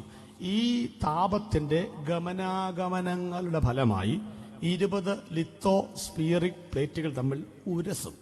ഈ ഉരസ് എന്ന ശാസ്ത്രത്തിന് പേരിട്ടിട്ടുണ്ട് പ്ലേറ്റ് ടെക്ടോണിക് സിദ്ധാന്തം എന്നാണ് പേരിട്ടിരിക്കുന്നത്. അപ്പോ 2870 പ്ലേറ്റ് ടെക്ടോണിക് സിദ്ധാന്തം ഉണ്ടാകുമ്പോൾ 35 കിലോമീറ്ററിൽ കുലുങ്ങും. ഇത് ആർക്കും തടയാനൊക്കില്ല എന്നീ പറഞ്ഞതിന്റെ അർത്ഥം. നമ്മുടെ ഇവിടെ നടക്കുന്ന കാര്യമൊന്നും അല്ലെന്നേ പറഞ്ഞു. ആ കഴിഞ്ഞ ദിവസം ഡൽഹിയിലുണ്ടായ ഭൂകമ്പം വാട്സാപ്പിൽ കൂടെ കണ്ടില്ലായിരുന്നു, ക്യാമറയിൽ കൂടെ പതിഞ്ഞത്. നമുക്കറിയാം 1-ാമത്തെ നൂറ്റാണ്ട് മുതൽ 5-ാം നൂറ്റാണ്ട് വരെ 50-ൽ താഴെയാണ് കമ്പനങ്ങൾ. 100 വർഷം കഴിഞ്ഞപ്പോഴാണ് 50-ൽ കൂടുതൽ വന്നത്. 5-ാം നൂറ്റാണ്ട് വന്നു 200-നപ്പുറം കിടക്കാൻ. 15-ാം നൂറ്റാണ്ട് കിടന്നു 1000-നപ്പുറം കിടക്കാൻ. ഇപ്പോഴത്തെ ശരാശരി കണക്കെന്ന് പറയുന്ന ഒരു വർഷം നടക്കുന്ന 12,000 കമ്പനങ്ങളാണ്. അതിൽ 5,000 ഭൂകമ്പങ്ങളാണ് കരയിൽ നടക്കുന്നത്. 7,000 കമ്പനങ്ങൾ കടലിലാണ്. കടലിൽ കമ്പനം ഉണ്ടാകുമോ? തിമോത്തിയോസ് 3:1. എന്നാൽ അന്ത്യകാലത്ത് ബാക്കി ദുർഘട സമയങ്ങൾ വരുമെന്നറിയുക. എന്താ ദുർഘട സമയം? അർത്ഥം കടൽ ഇളകി വരുന്ന സമയം, മദം പൊട്ടിയ ആനയുടെ മുൻപിൽ അകപ്പെട്ടുപോയ സമയം, എതിർച്ചയ കാട്ടുപോത്തിനു മുമ്പിൽ വന്നുപെട്ട സമയം. അതിന്റെ പേരാ ദുർഘട സമയം. ഇന്തോനേഷ്യയുടെ സമീപത്തുള്ള സുമാത്ര ദ്വീപിൽ നിന്ന് 2461 കിലോമീറ്റർ ദൂരത്തേക്ക് ഒരു സൂപ്പർ സോണിക് വിമാനത്തിന്റെ വേഗതയിൽ സമുദ്ര നിരപ്പിൽ നിന്ന് 30 അടി ഉയരത്തിൽ ജാപ്പനീസ് ഭാഷ വിളിക്കുന്ന സുനാമി, വെള്ളിത്തിരമാല, രാക്ഷസ തിരമാല വന്നില്ലേ? സുനാമി കൊണ്ട് കടൽ ഇളകുന്നില്ലേ? അപ്പൊ എന്താ നമ്മൾ മനസ്സിലാക്കേണ്ടത്? ഈ ചൂട് നേരെ താഴോട്ട് പോവുകയാണ്. കിണറ്റിൽ വെള്ളമില്ല, വെള്ളം പറ്റി തുടങ്ങുന്നു, കിണറിൽ ഇടിഞ്ഞു പോവുകയാണ്. അപ്പൊ ഇനി അതിന്റെ സമയം ഇത് അങ്ങോട്ടും ഇങ്ങോട്ടും വരുമ്പോൾ ഇവിടെ കമ്പനം ഉണ്ടായി. ഇതാർക്കും തടയാനൊക്കില്ല. ആര് തടയും? സർക്കാർ. ഇപ്പൊ ഏത് ഇടതുപക്ഷമോ ആരെങ്കിലും വരട്ടെ, അതൊക്കെ രാഷ്ട്രീയ കാര്യങ്ങൾ, നമുക്കൊന്നും പറയാനില്ല. പക്ഷേ സർക്കാരുകൾ ചെയ്യാൻ പറ്റത്രയേ ഉള്ളൂ. ഭൂകമ്പം ഉണ്ടായാൽ ദുരിതാശ്വാസ ക്യാമ്പ് തുറക്കുക. LP സ്കൂളും അതുപോലെ ഗവൺമെന്റ് സ്കൂളുകളും നമുക്ക് താമസിക്കാൻ തരിക, റേഷനരിയും പഞ്ചസാരയും മണ്ണും തരിക എന്നുള്ളതല്ലാതെ കമ്പനം തടയാനും കഴിയുന്ന ഒരു സർക്കാരും ലോകത്തിൽ ഇതുവരെ ഉദയം ചെയ്തിട്ടില്ല, ഉണ്ടാകാനും പോകുന്നില്ല. ലോകത്തിൽ ഏറ്റവും വലിയ കമ്പനം ചൈനയിലെ ബെയ്ജിങ്ങിലാണ്. 7 ലക്ഷം ആളുകളാണ് മരിച്ചത്. Japan, Haiti, Pakistan, Indonesia. ഇന്ത്യയുടെ സംഭവം അറിയാമോ? നേരെ പാകിസ്ഥാൻ, അവിടുന്ന് ഭൂട്ടാൻ, ഭൂട്ടാൻ നേരെ ബീഹാർ, ബീഹാറിന് ഡൽഹി, ഡൽഹി കഴിഞ്ഞ് അടുത്ത കമ്പന സ്ഥലം എന്നല്ല അറിയാമോ? ആർക്കറിയാം? നമ്മുടെ കൊച്ചിയാണ്. കൊച്ചി അറിയാമോ? ഡൽഹിയിൽ നേരെ വരുന്ന കൊച്ചിയിലേക്കാണ്. ഇടയ്ക്ക് സ്റ്റേറ്റുകളില്ലേ? അപ്പൊ ഇതിന്റെ പ്രഭവ കേന്ദ്രം കൊച്ചി എവിടെ? ഹൈക്കോടതിയുടെ അടിയിൽ. ഇടയ്ക്കൊക്കെ ഹൈക്കോടതിയിൽ ആളുകൾ ജീവനിൽ സ്ഥലം പെടുന്നത് കണ്ടിട്ടുണ്ടോ? ഈ കഴിഞ്ഞ കമ്പനം വന്നപ്പോൾ നിങ്ങൾ വായിച്ചിരുന്ന പത്രത്തിൽ നമ്മുടെ കേരളത്തിന്റെ വടക്കാഞ്ചേരി, പാലക്കാട് പോകുന്ന മറ്റത് വടക്കഞ്ചേരി മുതൽ കോട്ടയം വരെയുള്ള ഭൂമിയുടെ അടിത്തട്ടിൽ 1 ഇഞ്ച് അകന്നിരിക്കുന്നതാണ് പറയുന്നത്. നമ്മൾ പോയി ശാസ്ത്രം പറയുന്നത്. അതിനർത്ഥം ഒരു വിള്ളൽ വീണിട്ടുണ്ടെങ്കിൽ അടുത്ത ഒരു കമ്പനം ആഞ്ഞു പിടിച്ചാൽ, ഒരു സുനാമി ആഞ്ഞു പിടിച്ചാൽ ഇത്രയും സ്ഥലം അങ്ങോട്ട് പോകും. നിങ്ങൾ മിണ്ടുന്നില്ല, കാരണം എഴുമറ്റൂർ രക്ഷപ്പെട്ടെന്നും പറഞ്ഞായിരിക്കുന്നത്. എഴുമറ്റൂർ രക്ഷപ്പെട്ടു. കടലോര പ്രദേശത്തെ കമ്പനം എന്താണെന്ന് ആർക്കറിയാമോ? എവിടെയാണ് ഉരുൾപൊട്ടലുണ്ടാകുന്നത്? കടൽ തീരത്തെ ഒരു മഴ പെയ്താൽ ആദ്യം പറയും എറണാകുളം കുളമായി, തിരുവനന്തപുരം, തമ്പാനൂർ സ്റ്റേഷൻ വെള്ളം കൊണ്ട് മുങ്ങി. റാന്നിക്കാർ കുഴപ്പമുണ്ടോ? ഇടുക്കിക്കാർ കുഴപ്പമുണ്ടോന്നോ? ഈ വെള്ളപ്പൊക്കം നമ്മളെയൊന്നും ബാധിക്കില്ലേ? റാന്നി ഇട്ടിയപ്പാറ ബസ് സ്റ്റാൻഡ് അറിയാമല്ലോ. ഭൂമിക്ക് താഴെ ബസ് സ്റ്റാൻഡ് കണക്ക് 2 ബസ്സിന് മേളിലാണ് വെള്ളം കയറിയത്, അറിയാമോ? വയനാടിന് 9 ഹെയർപ്പിന് വളവ് ചെന്ന് വെള്ളം അങ്ങോട്ട് കയറുമോ? കയറില്ല എന്ന് വിചാരിച്ചാൽ. പക്ഷേ 44 നദികൾ നമ്മുടെ കേരളത്തിൽ, 45.5 ലക്ഷം കിണറുകൾ വീടുമുറ്റത്ത്, 44,000 തടാകങ്ങൾ കേരളത്തിലുണ്ട്. പണ്ടത്തെ കണക്കാ. ഇപ്പൊ കണക്കുകൾ കൂടിയിട്ടുണ്ട്. പക്ഷെ കിഴക്കോട്ടൊടുക്കുന്ന കബനി അടക്കം കരകവിഞ്ഞൊഴുകിയപ്പോൾ വയനാട് പൊട്ടിയില്ലേ? ചൂരൽമലയും മുണ്ടക്കൈയും മറന്നുപോയോ നിങ്ങൾ? എവിടെയാ കമ്പനം ഉണ്ടായത്? ഇനി ആ കമ്പനം ഉണ്ടായപ്പോ ആർക്ക് മനസ്സിലായി? ഞാൻ ചോദിക്കട്ടെ, ഏതെങ്കിലും ആന, പുലി, സിംഹം ചത്തിട്ടുണ്ടോ? സിംഹം പുലിയൊന്നും അവിടെ ഇല്ല. ചത്തിട്ടുണ്ട്. അമ്മച്ചി ചെന്ന് കാട്ടാട് മുമ്പിൽ ചെന്ന് പെട്ടു, നിങ്ങൾ കണ്ടില്ലായിരുന്നു? അപ്പൊ അവിടെ എന്താ മൃഗങ്ങൾ ചാകാത്തത്? വല്ലതും പിടികിട്ടുന്നുണ്ടോ എഴുപറ്റൂർക്കാർക്ക്? ഈ മലയിൽ നിന്ന് ഉരുള് പോലെ മണ്ണടർന്ന് ഡൂറോഫ്ലക്സ് മെത്തക്കകത്ത് കിടന്നുറങ്ങുന്ന നമുക്കറിയാനുള്ള കഴിവുണ്ട്. നമ്മൾ പോത്തും മുക്കുറയിട്ട കേൾക്കാറില്ല, പിന്നെയാണ്. നമുക്കറിയാമോ? അറിയില്ല. അതുകൊണ്ട് എന്താ പട്ടികള്, അതുപോലെ നിങ്ങൾക്കറിയാമല്ലോ കടൽ തീരത്ത് താമസിക്കുന്ന മുക്കുവന്റെ കുടുംബത്തിലെ പട്ടിക്കും പന്നിക്കും കമ്പനം വരുന്നതിന്റെ സൂചന കിട്ടും, ഓരിയിടാൻ തുടങ്ങും. പോട്ടെ, എഴുമറ്റൂരിൽ നിങ്ങളുടെ വീട്ടിൽ വളർന്ന കോഴിയും താറാവും ഊരുണ്ടുകൂടുന്ന കാർമേഘം ഇവിടെ പെയ്യുമോ 4 മൈൽ അപ്പുറത്ത് പെയ്യുമോ അറിയാനുള്ള കഴിവുണ്ട്, തെളിവ്. കാർമേഘം ഉരുണ്ടുകൂടുമ്പോൾ കോഴിക്കൂട് തുറന്നിട്, കോഴി കയറുകയില്ല. മഴ 4 മൈൽ അപ്പുറത്തേ പെയ്യത്തുള്ളെങ്കിൽ കോഴിയും താറാവും കയറുകയില്ല, പമ്മി നിൽക്കത്തേ ഉള്ളൂ. ഇവിടെ പെയ്യുമെങ്കിലേ കയറത്തുള്ളെന്ന്. കുടുംബത്തിലെ പട്ടിക്കും പന്നിക്കും, അതുപോലെ മുണ്ടക്കൈ ചൂരൽമല മരങ്ങൾ ചെരിഞ്ഞു തുടങ്ങിയപ്പോഴേ പക്ഷികൾ കൂടുവിട്ട് പറന്നകുന്നു. ഇലക്ട്രിക് പോസ്റ്റുകൾ ചെരിഞ്ഞപ്പോഴേ ആളുകൾക്ക് മനസ്സിലായി പട്ടികൾ സ്ഥലം വിട്ടു. കെട്ടപ്പെടാത്ത സകല മൃഗങ്ങളും സ്ഥലം വിട്ടുകൊണ്ട് ഒന്നും ചത്തിട്ടില്ല. മനുഷ്യൻ മാത്രം ഇതൊന്നും അറിയാൻ മേലാത്തൊരു ഇടുക്കിയിൽ 33 പ്രാവശ്യം കമ്പനമുണ്ടായി. കേരളത്തിൽ 750 കിലോമീറ്റർ നീളം കിടുകിട കീറുകയാണ്, പൊടുപൊട പൊട്ടുകയാണ്. നമ്മളൊന്നും അറിയാത്തവരെ പോലെ ജീവിക്കുകയാണ്. പ്രിയപ്പെട്ടവരെ, ആരെയും പേടിപ്പിക്കാനല്ല ഈ കാര്യമെന്ന്. പക്ഷേ ഒരു കാര്യം നിങ്ങൾ വ്യക്തമായി മനസ്സിലാക്കണം, ഈ പക്ഷിമൃഗാദികൾക്ക് കമ്പനം വരുന്നതിന്റെ സൂചന കിട്ടിയെങ്കിൽ എന്തുകൊണ്ട് ഇത് കാഹളനാദത്തിന്റെ ആരംഭമാണെന്ന് സഭയ്ക്ക് മനസ്സിലാക്കാൻ പറ്റുന്നില്ല? ഈ രാത്രിയിൽ സുവിശേഷ യുഗം അവസാനിക്കും മുൻപ് അവന്റെ രക്തത്താൽ വീണ്ടെടുക്കപ്പെട്ട ദൈവത്തിന്റെ സഭ ഈ ഇളകുന്ന ലോകത്തിൽ നിന്ന് ഇളകാത്ത രാജ്യത്തിലേക്ക് പറന്നു പോകാൻ ഇനി അധികം നാളുകൾ ഇല്ലെന്ന് എന്തുകൊണ്ട് മനസ്സിലാക്കാൻ പറ്റുന്നില്ല? 5 തരത്തിൽ 3 തരത്തിലെ കമ്പനങ്ങളാ ലോകം കണ്ടെത്തിയിരിക്കുന്നത്. ടെക്ടോണിക് ഭൂകമ്പങ്ങൾ, പ്ലൂട്ടോണിക് ഭൂകമ്പങ്ങൾ, വോൾക്കാനിക് ഭൂകമ്പങ്ങൾ. ഭൂകമ്പത്തിന്റെ റിച്ചർ സ്കെയിലിൽ 2.4 മുതൽ 9.6 വരെയുള്ള കമ്പനങ്ങളാണ് ലോകത്തിൽ ഉണ്ടായിട്ടുള്ളത്. അതെല്ലാം വരുന്നത് ടെക്ടോണിക്കിലേ വരുന്നുള്ളൂ, പ്ലൂട്ടോണിക്കിൽ വന്നിട്ടില്ല. വോൾക്കാനിലാണ് ഭൂകമ്പങ്ങൾ. 1 ഭൂകമ്പം, 2 വലിയ ഭൂകമ്പം, 3 ഏറ്റവും വലിയ ഭൂകമ്പം, 4 ഇടിയോടുകൂടിയ ഭൂകമ്പം, 5 ഇടി മിന്നൽ നാദം ഇതിന്റെ അകമ്പടിയോടുകൂടിയ ഭൂകമ്പം. ഒറ്റ കമ്പനമേ ഇതുവരെ നടന്നിട്ടുള്ളെങ്കിൽ ഇനിയും പറഞ്ഞ് ഇനി അടുത്ത ഒരൊറ്റ കമ്പനത്താൽ ഡൽഹി അടക്കമുള്ള 7 പട്ടണങ്ങൾ ലോകത്തിൽ കാണത്തില്ല. ഇതൊക്കെ നമ്മൾ ചിന്തിക്കുമ്പോഴാ പ്രിയപ്പെട്ടവരെ, അലാസ്ക മുതൽ ന്യൂ പപ്പിനി ആ സ്ഥലം വരെയും അടിയിൽ വിള്ളൽ വീണ് ഇരിക്കുന്നു. ശാസ്ത്ര റിപ്പോർട്ടാണിതെല്ലാം. ഞാൻ പറയുന്നത് വേദപുസ്തകം പറയുന്നൊരു കാര്യം പറയാനാ പറയുന്നത്. എന്താണെന്നറിയാമോ? യെശയ്യാ 24 വരുമ്പോൾ ഭൂമി കിടുകിട കീറുന്നു, ഭൂമി പൊടുപൊട പൊട്ടുന്നു, കാവൽ മാടം പോലെ ചാഞ്ചാടുന്നു, ഇത് ആടുന്നു, ഇത് വിറയ്ക്കുന്നു, ഇത് വീഴാൻ പോവുകയാണ്. പേടികേട്ട ഓടിപ്പോകുന്നവൻ കുഴിയിൽ വീഴും, കുഴിയിൽ വീഴുന്നവൻ അവിടെ കിടക്കും, രക്ഷിപ്പാൻ ആരുമുണ്ടാവില്ല. ഇന്ന് രാത്രിയിൽ ഞങ്ങൾ തീർത്ത് പറയട്ടെ, ഒരു സ്വർഗരാജ്യത്തിന്റെ ഗവൺമെന്റ് ഞങ്ങൾ പരിചയപ്പെടുത്താൻ പോവുകയാണ്. ചെങ്ങന്നൂരിൽ കഴിഞ്ഞ പ്രാവശ്യം വെള്ളപ്പൊക്കം വന്ന ബഹുമാനുള്ള സജി ചെറിയാൻ സാറ് ടിവിയിൽ പ്രത്യക്ഷപ്പെട്ട് പറഞ്ഞു, രാത്രിയിൽ അടിയന്തരമായി രാഷ്ട്രീയ കക്ഷി നോക്കാതെ നിങ്ങൾ ഇടപെടണം. ആറന്മുളയിൽ വെള്ളം കവിഞ്ഞു വരുന്നു, പാണ്ടനാട് അടക്കമുള്ള സ്ഥലങ്ങൾ വെള്ളത്തിന് കീഴെ പോകും. അദ്ദേഹം വാവിട്ട് കരഞ്ഞു. ഒരു MLA നിസ്സാര കാര്യമാണോ? ഇടതുപക്ഷം വലതുപക്ഷം BJP ആരും നോക്കിയില്ല. ഞങ്ങളുടെ എറണാകുളംകാര് 12-10 SC ലോറിക്കകത്ത് വഞ്ചി കയറ്റിക്കൊണ്ടുവന്നാണ് ഒറ്റ ജീവൻ പോലും നഷ്ടപ്പെടാതെ ചെങ്ങന്നൂരിനെ വിടിവിച്ചു. സത്യമാണോ ഈ പറയുന്നേ? ആ സുവിശേഷമാ ഞങ്ങൾ പറയുന്നത്. 140 നിയമസഭാ മണ്ഡലങ്ങളിൽ നിന്നും ഒരു മണ്ഡലത്തെ രക്ഷിക്കുവാൻ അപകടം മുൻകൂട്ടി കണ്ടുകൊണ്ട് ബഹുമാനപ്പെട്ട സജി ചെറിയാൻ സാറ് അവരുടെ ഗവൺമെന്റ് ആവശ്യപ്പെട്ട് രക്ഷിക്കണമെന്ന് പറഞ്ഞപ്പോൾ സടകുടഞ്ഞ് എഴുന്നേറ്റ് രാഷ്ട്രീയ കക്ഷി നോക്കാതെ അന്ന് രക്ഷിക്കാൻ കഴിഞ്ഞെങ്കിൽ അതാണ് സുവിശേഷം. ഒരു MLA നിലവിളിച്ചപ്പോൾ മണ്ഡലം രക്ഷപ്പെട്ടെങ്കിൽ ഈ മുഴുവൻ ലോകത്തെയും വിടുവിക്കുവാൻ ഇന്നേക്ക് 2000 കൊല്ലം മുൻപ് കാൽവരി മലമുകളിൽ ഒരാൾ കരഞ്ഞൊരു ചിത്രമുണ്ട്. ഏലി ഏലി ലമ്മാ ശബക്താനി, എന്റെ ദൈവമേ എന്റെ നീ എന്നെ കൈവിട്ടതെന്ന്. MLAക്ക് ഒരു മണ്ഡലം വിടുവിക്കാൻ കരയാമെങ്കിൽ ഞങ്ങളുടെ വാഴ്ത്തപ്പെട്ട യേശുവിന്റെ പാറയിലേക്ക് അഭയം ചൊല്ലാൻ ഓടി വരാൻ മനസ്സുണ്ടെങ്കിൽ ചവിട്ടു നിൽക്കുന്ന ഭൂമി കിടുകിട മാറിപ്പോകുമ്പോൾ കാണു നീലാകാശ അവകാശം കൊടുമുഴക്കത്താൻ സുരക്ഷിതമായിരിക്കുമെന്ന് ഉറപ്പില്ലാത്തവരെ ഈ രാത്രി ഞങ്ങൾ ക്ഷണിക്കുകയാണ്. ഒരു ഇളകാത്ത രാജ്യം വരാൻ പോവുകയാണ്, ഒരു നിത്യത വരാൻ പോവുകയാണ് എന്ന്. ഇതൊക്കെ ഞാൻ പുറകോട്ട് പോയി അതുകൊണ്ടാ. ഭൂകമ്പം ഉണ്ടാകും. 16-ാം അധ്യായം 2-ാമത്തെ വാക്യം വായിച്ചേ മോളെ.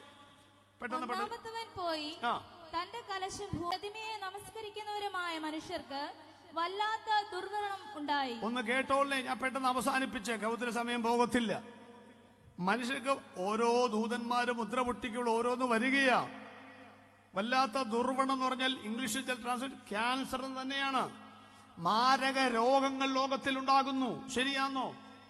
പണ്ട് നമ്മുടെ ആശുപത്രി ചെന്നാൽ 5 പേര് നെഞ്ചുവേദനയുമായി ഒരു ബെഞ്ചിലിരുന്ന് ഡോക്ടറോട് എന്തെല്ലാം പറഞ്ഞാലും ഡോക്ടർ ഗുളിക കുറിച്ചു കഴിഞ്ഞു. കാരണം അവിടെ പാരസെറ്റമോളെ ഉള്ളെന്ന്. അപ്പുറത്ത് അതിന്റെ വലിയൊരു ജാറക്കകത്തൊരു ചുമന്ന മരുന്നും. കുട്ടപ്പൻ 65 വയസ്സ്. അപ്പൊ നമ്മൾ പറയും കുപ്പി കടക്കൂല, ആരും വലിയ കുപ്പിയെ കൊണ്ടുവന്നേക്കണേ. ഒരു മണ്ണെണ്ണ കുലിയിൽ വെച്ച് ചെരിച്ച് അങ്ങോട്ട് കൊടുക്കുകയാണ്. ആ മരുന്നാണ് ഇപ്പോഴും ചുമക്ക് ഏറ്റവും ബെസ്റ്റ് എന്നാ പറയും. ആ പനി എന്ന രോഗം ഇപ്പൊ എത്ര പനിയുണ്ട് നിങ്ങൾ. പണ്ട് പനി എന്ന രോഗമേ നമ്മൾ വിശ്വസിച്ചിരുന്നില്ല. വേറെ ഏതാണ്ട് രോഗം വരുന്നതിന്റെ മുന്നോടിയായിട്ടാണ് പനിയെ കരുതിയിരുന്നത്. ശരിയല്ലേ? ഇപ്പൊ പനിയുടെ വകഭേദങ്ങൾ. ഇപ്പൊ ക്യാൻസറിനേക്കാൾ പേടിക്കണം ആരെ? പനിയെ. ഇനി ഏത് പനി ആർക്കറിയാം? പക്ഷിപ്പനി, കുരങ്ങ് പനി, പിന്നെന്താ മനുഷ്യപ്പനി പോട്ടെ, തക്കാളിപ്പനി, ആപ്പിള് പനി. ഇനി പേരിടാനും വല്ലതും ഉണ്ടോ? പച്ചക്കറികളുടെ പേരിട്ടു, മൃഗങ്ങളുടെ പേരിട്ടു. അപ്പൊ ഇനി ഏതൊക്കെ പനി? ഇനി ചേനപ്പനി, കുമ്പളങ്ങപ്പനി ഒക്കെ വരാൻ കിടക്കുക. അറിയാമോ? ആന്റെ കടലങ്കര പതഞ്ഞു നുരഞ്ഞു വരുമ്പം ശാസ്ത്രം പേരിടും വിൽമ, കറങ്ങിത്തിരിയുമ്പം കത്രീന. ഓരോ പെണ്ണുങ്ങളെല്ലാം പേരിട്ടിരിച്ച് കാറ്റിനൊക്കെ പേരിട്ടിരിക്കുക. പ്രിയപ്പെട്ടവർ, എന്തെല്ലാം പനി വരാൻ കിടക്കണു ഇനി ഇല്ലേ? നമ്മുടെ വായിക്കൊള്ളാത്ത പേരുകൾ. അൽഷിമിസ്, അക്വയേർഡ് ഇമ്മ്യൂൺ ഡെഫിഷ്യൻസി സിൻഡ്രോം. എന്നാ രസമാ കേൾക്കാൻ. 5 സ്റ്റാർ ഹോട്ടലിൽ ഏതാണ്ട് ഭക്ഷണത്തിന്റെ പേര് പറയുന്ന പോലെ. എയ്ഡ്സ്.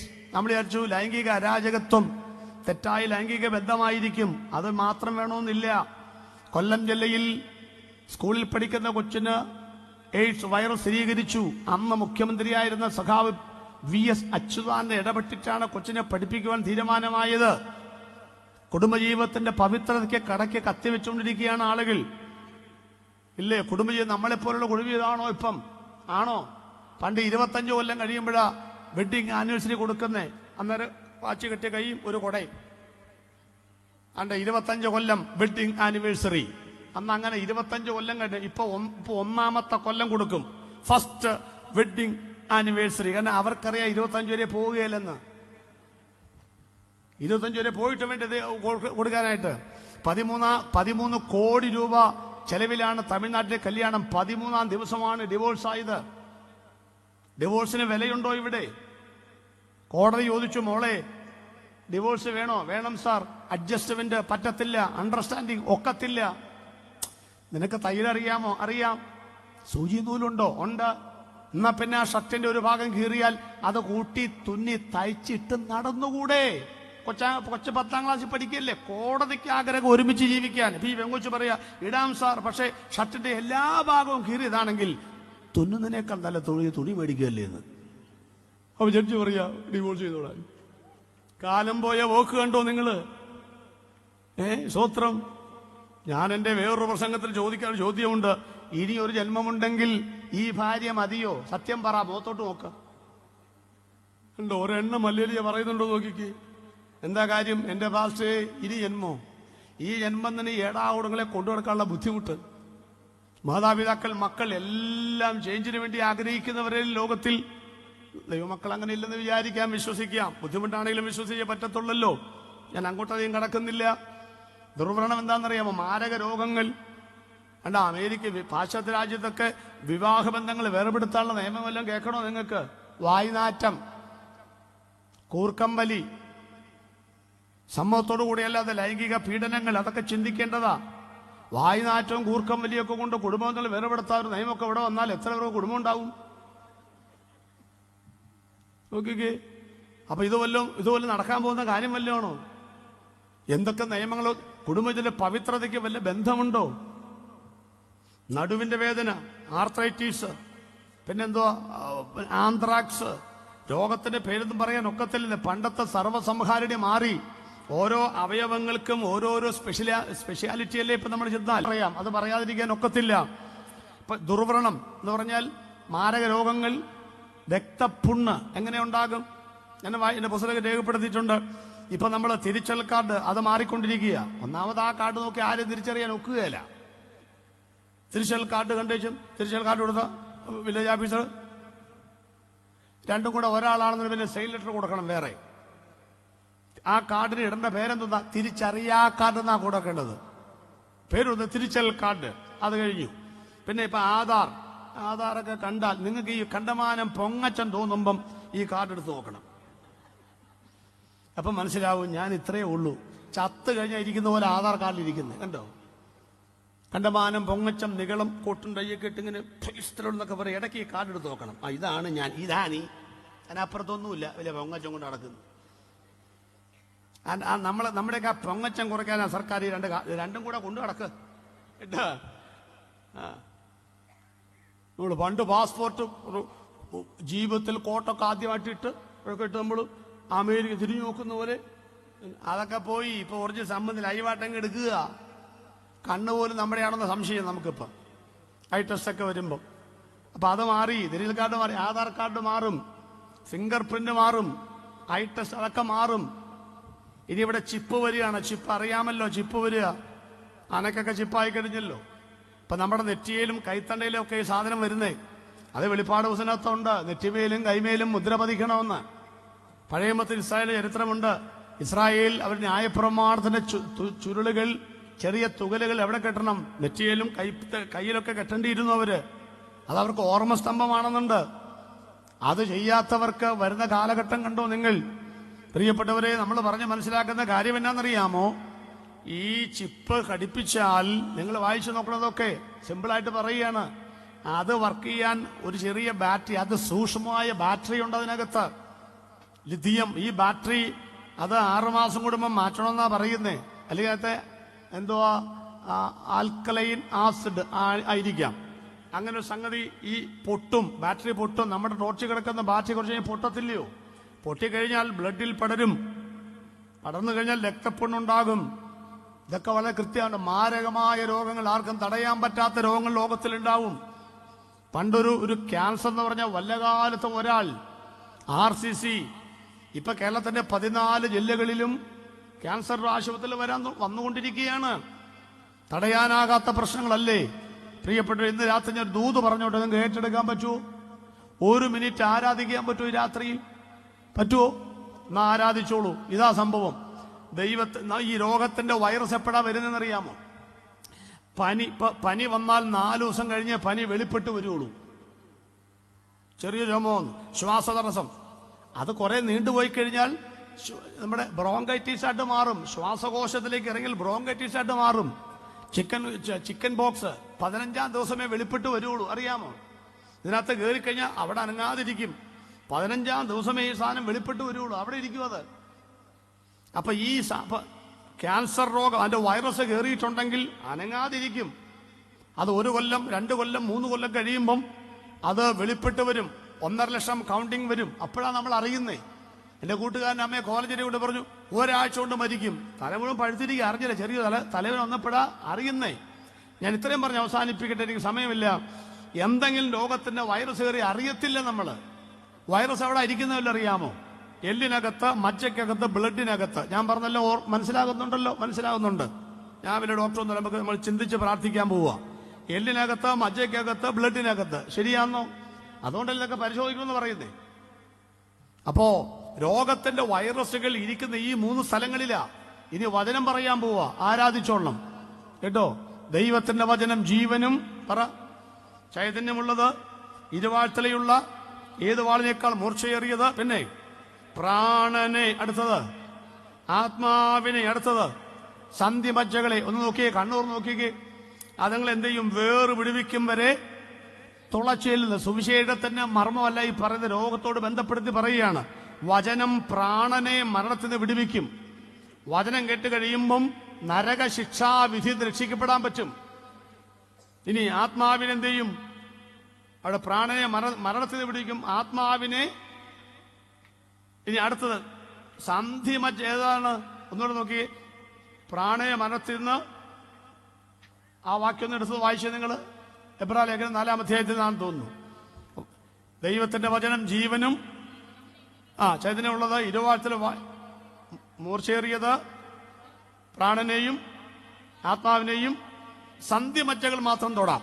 അതായത് നമ്മുടെ എല്ലിനകത്തും ബ്ലഡിനകത്തും ഒക്കെ ഇരിക്കുന്ന വൈറസുകൾ. ഞാൻ തെളിച്ച് പറഞ്ഞോട്ടെ, ശ്രദ്ധിക്കണേ. ഒരു 2 വർഷം കഴിഞ്ഞ് നമ്മൾ ക്യാൻസർ രോഗിയായിട്ട് മാറുമെന്നിരിക്കട്ടെ. ആ വൈറസ് ഇപ്പോൾ എവിടെ കയറി ഇരിപ്പുണ്ടാവും? ഈ പറഞ്ഞ സ്ഥലങ്ങളിൽ ഇരിപ്പുണ്ടാവും. മനസ്സിലായോ? നമുക്ക് ഷുഗർ ഒറ്റ ദിവസം കൊണ്ട് വരുന്നതാണോ? അല്ലെന്നേ, കാലങ്ങൾ കൊണ്ട് വരുന്നതാ. ഒറ്റ ദിവസം കൊണ്ട് ഷുഗർ ഉണ്ടാവുന്നല്ല. അപ്പൊ ഈ വൈറസ് കയറി ഇരുന്ന് നമ്മൾ അറിയത്തില്ലെന്ന്. ഒരു സ്കാനിങ്ങിലും തെളിഞ്ഞു വരത്തില്ല. അത് കൗണ്ട് കഴിയുമ്പോഴേ അറിയാൻ പറ്റത്തുള്ളൂ. വെളിപ്പെട്ട് വരണമെങ്കിൽ MRI അത് വെളിപ്പെട്ട് അതുവരെ അടങ്ങിയിരിപ്പുണ്ടാവും. ഈ രാത്രി എത്ര പേർ വിശ്വസിക്കുന്നുണ്ട്?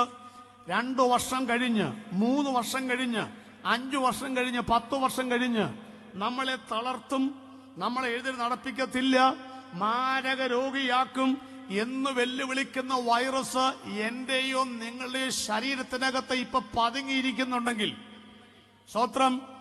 സ്വത്രം അത് എല്ലിനകത്തോ ബ്ലഡിനകത്തോ മജ്ജയ്ക്കകത്തോ പതുങ്ങിയിരിക്കുന്നുണ്ടെങ്കിൽ, ഇന്ന് രാത്രിയിൽ ദൈവത്തിന്റെ വചനം അങ്ങോട്ട് വ്യാപരിക്കുന്ന സമയത്ത് സന്ധ്യമജ്ജകളെ വേർപിടിവിക്കും വരെ ഇനി ഒരല്പസമയം ഒന്ന് കരമടിച്ച് ദൈവത്തെ ആരാധിക്കട്ടെ.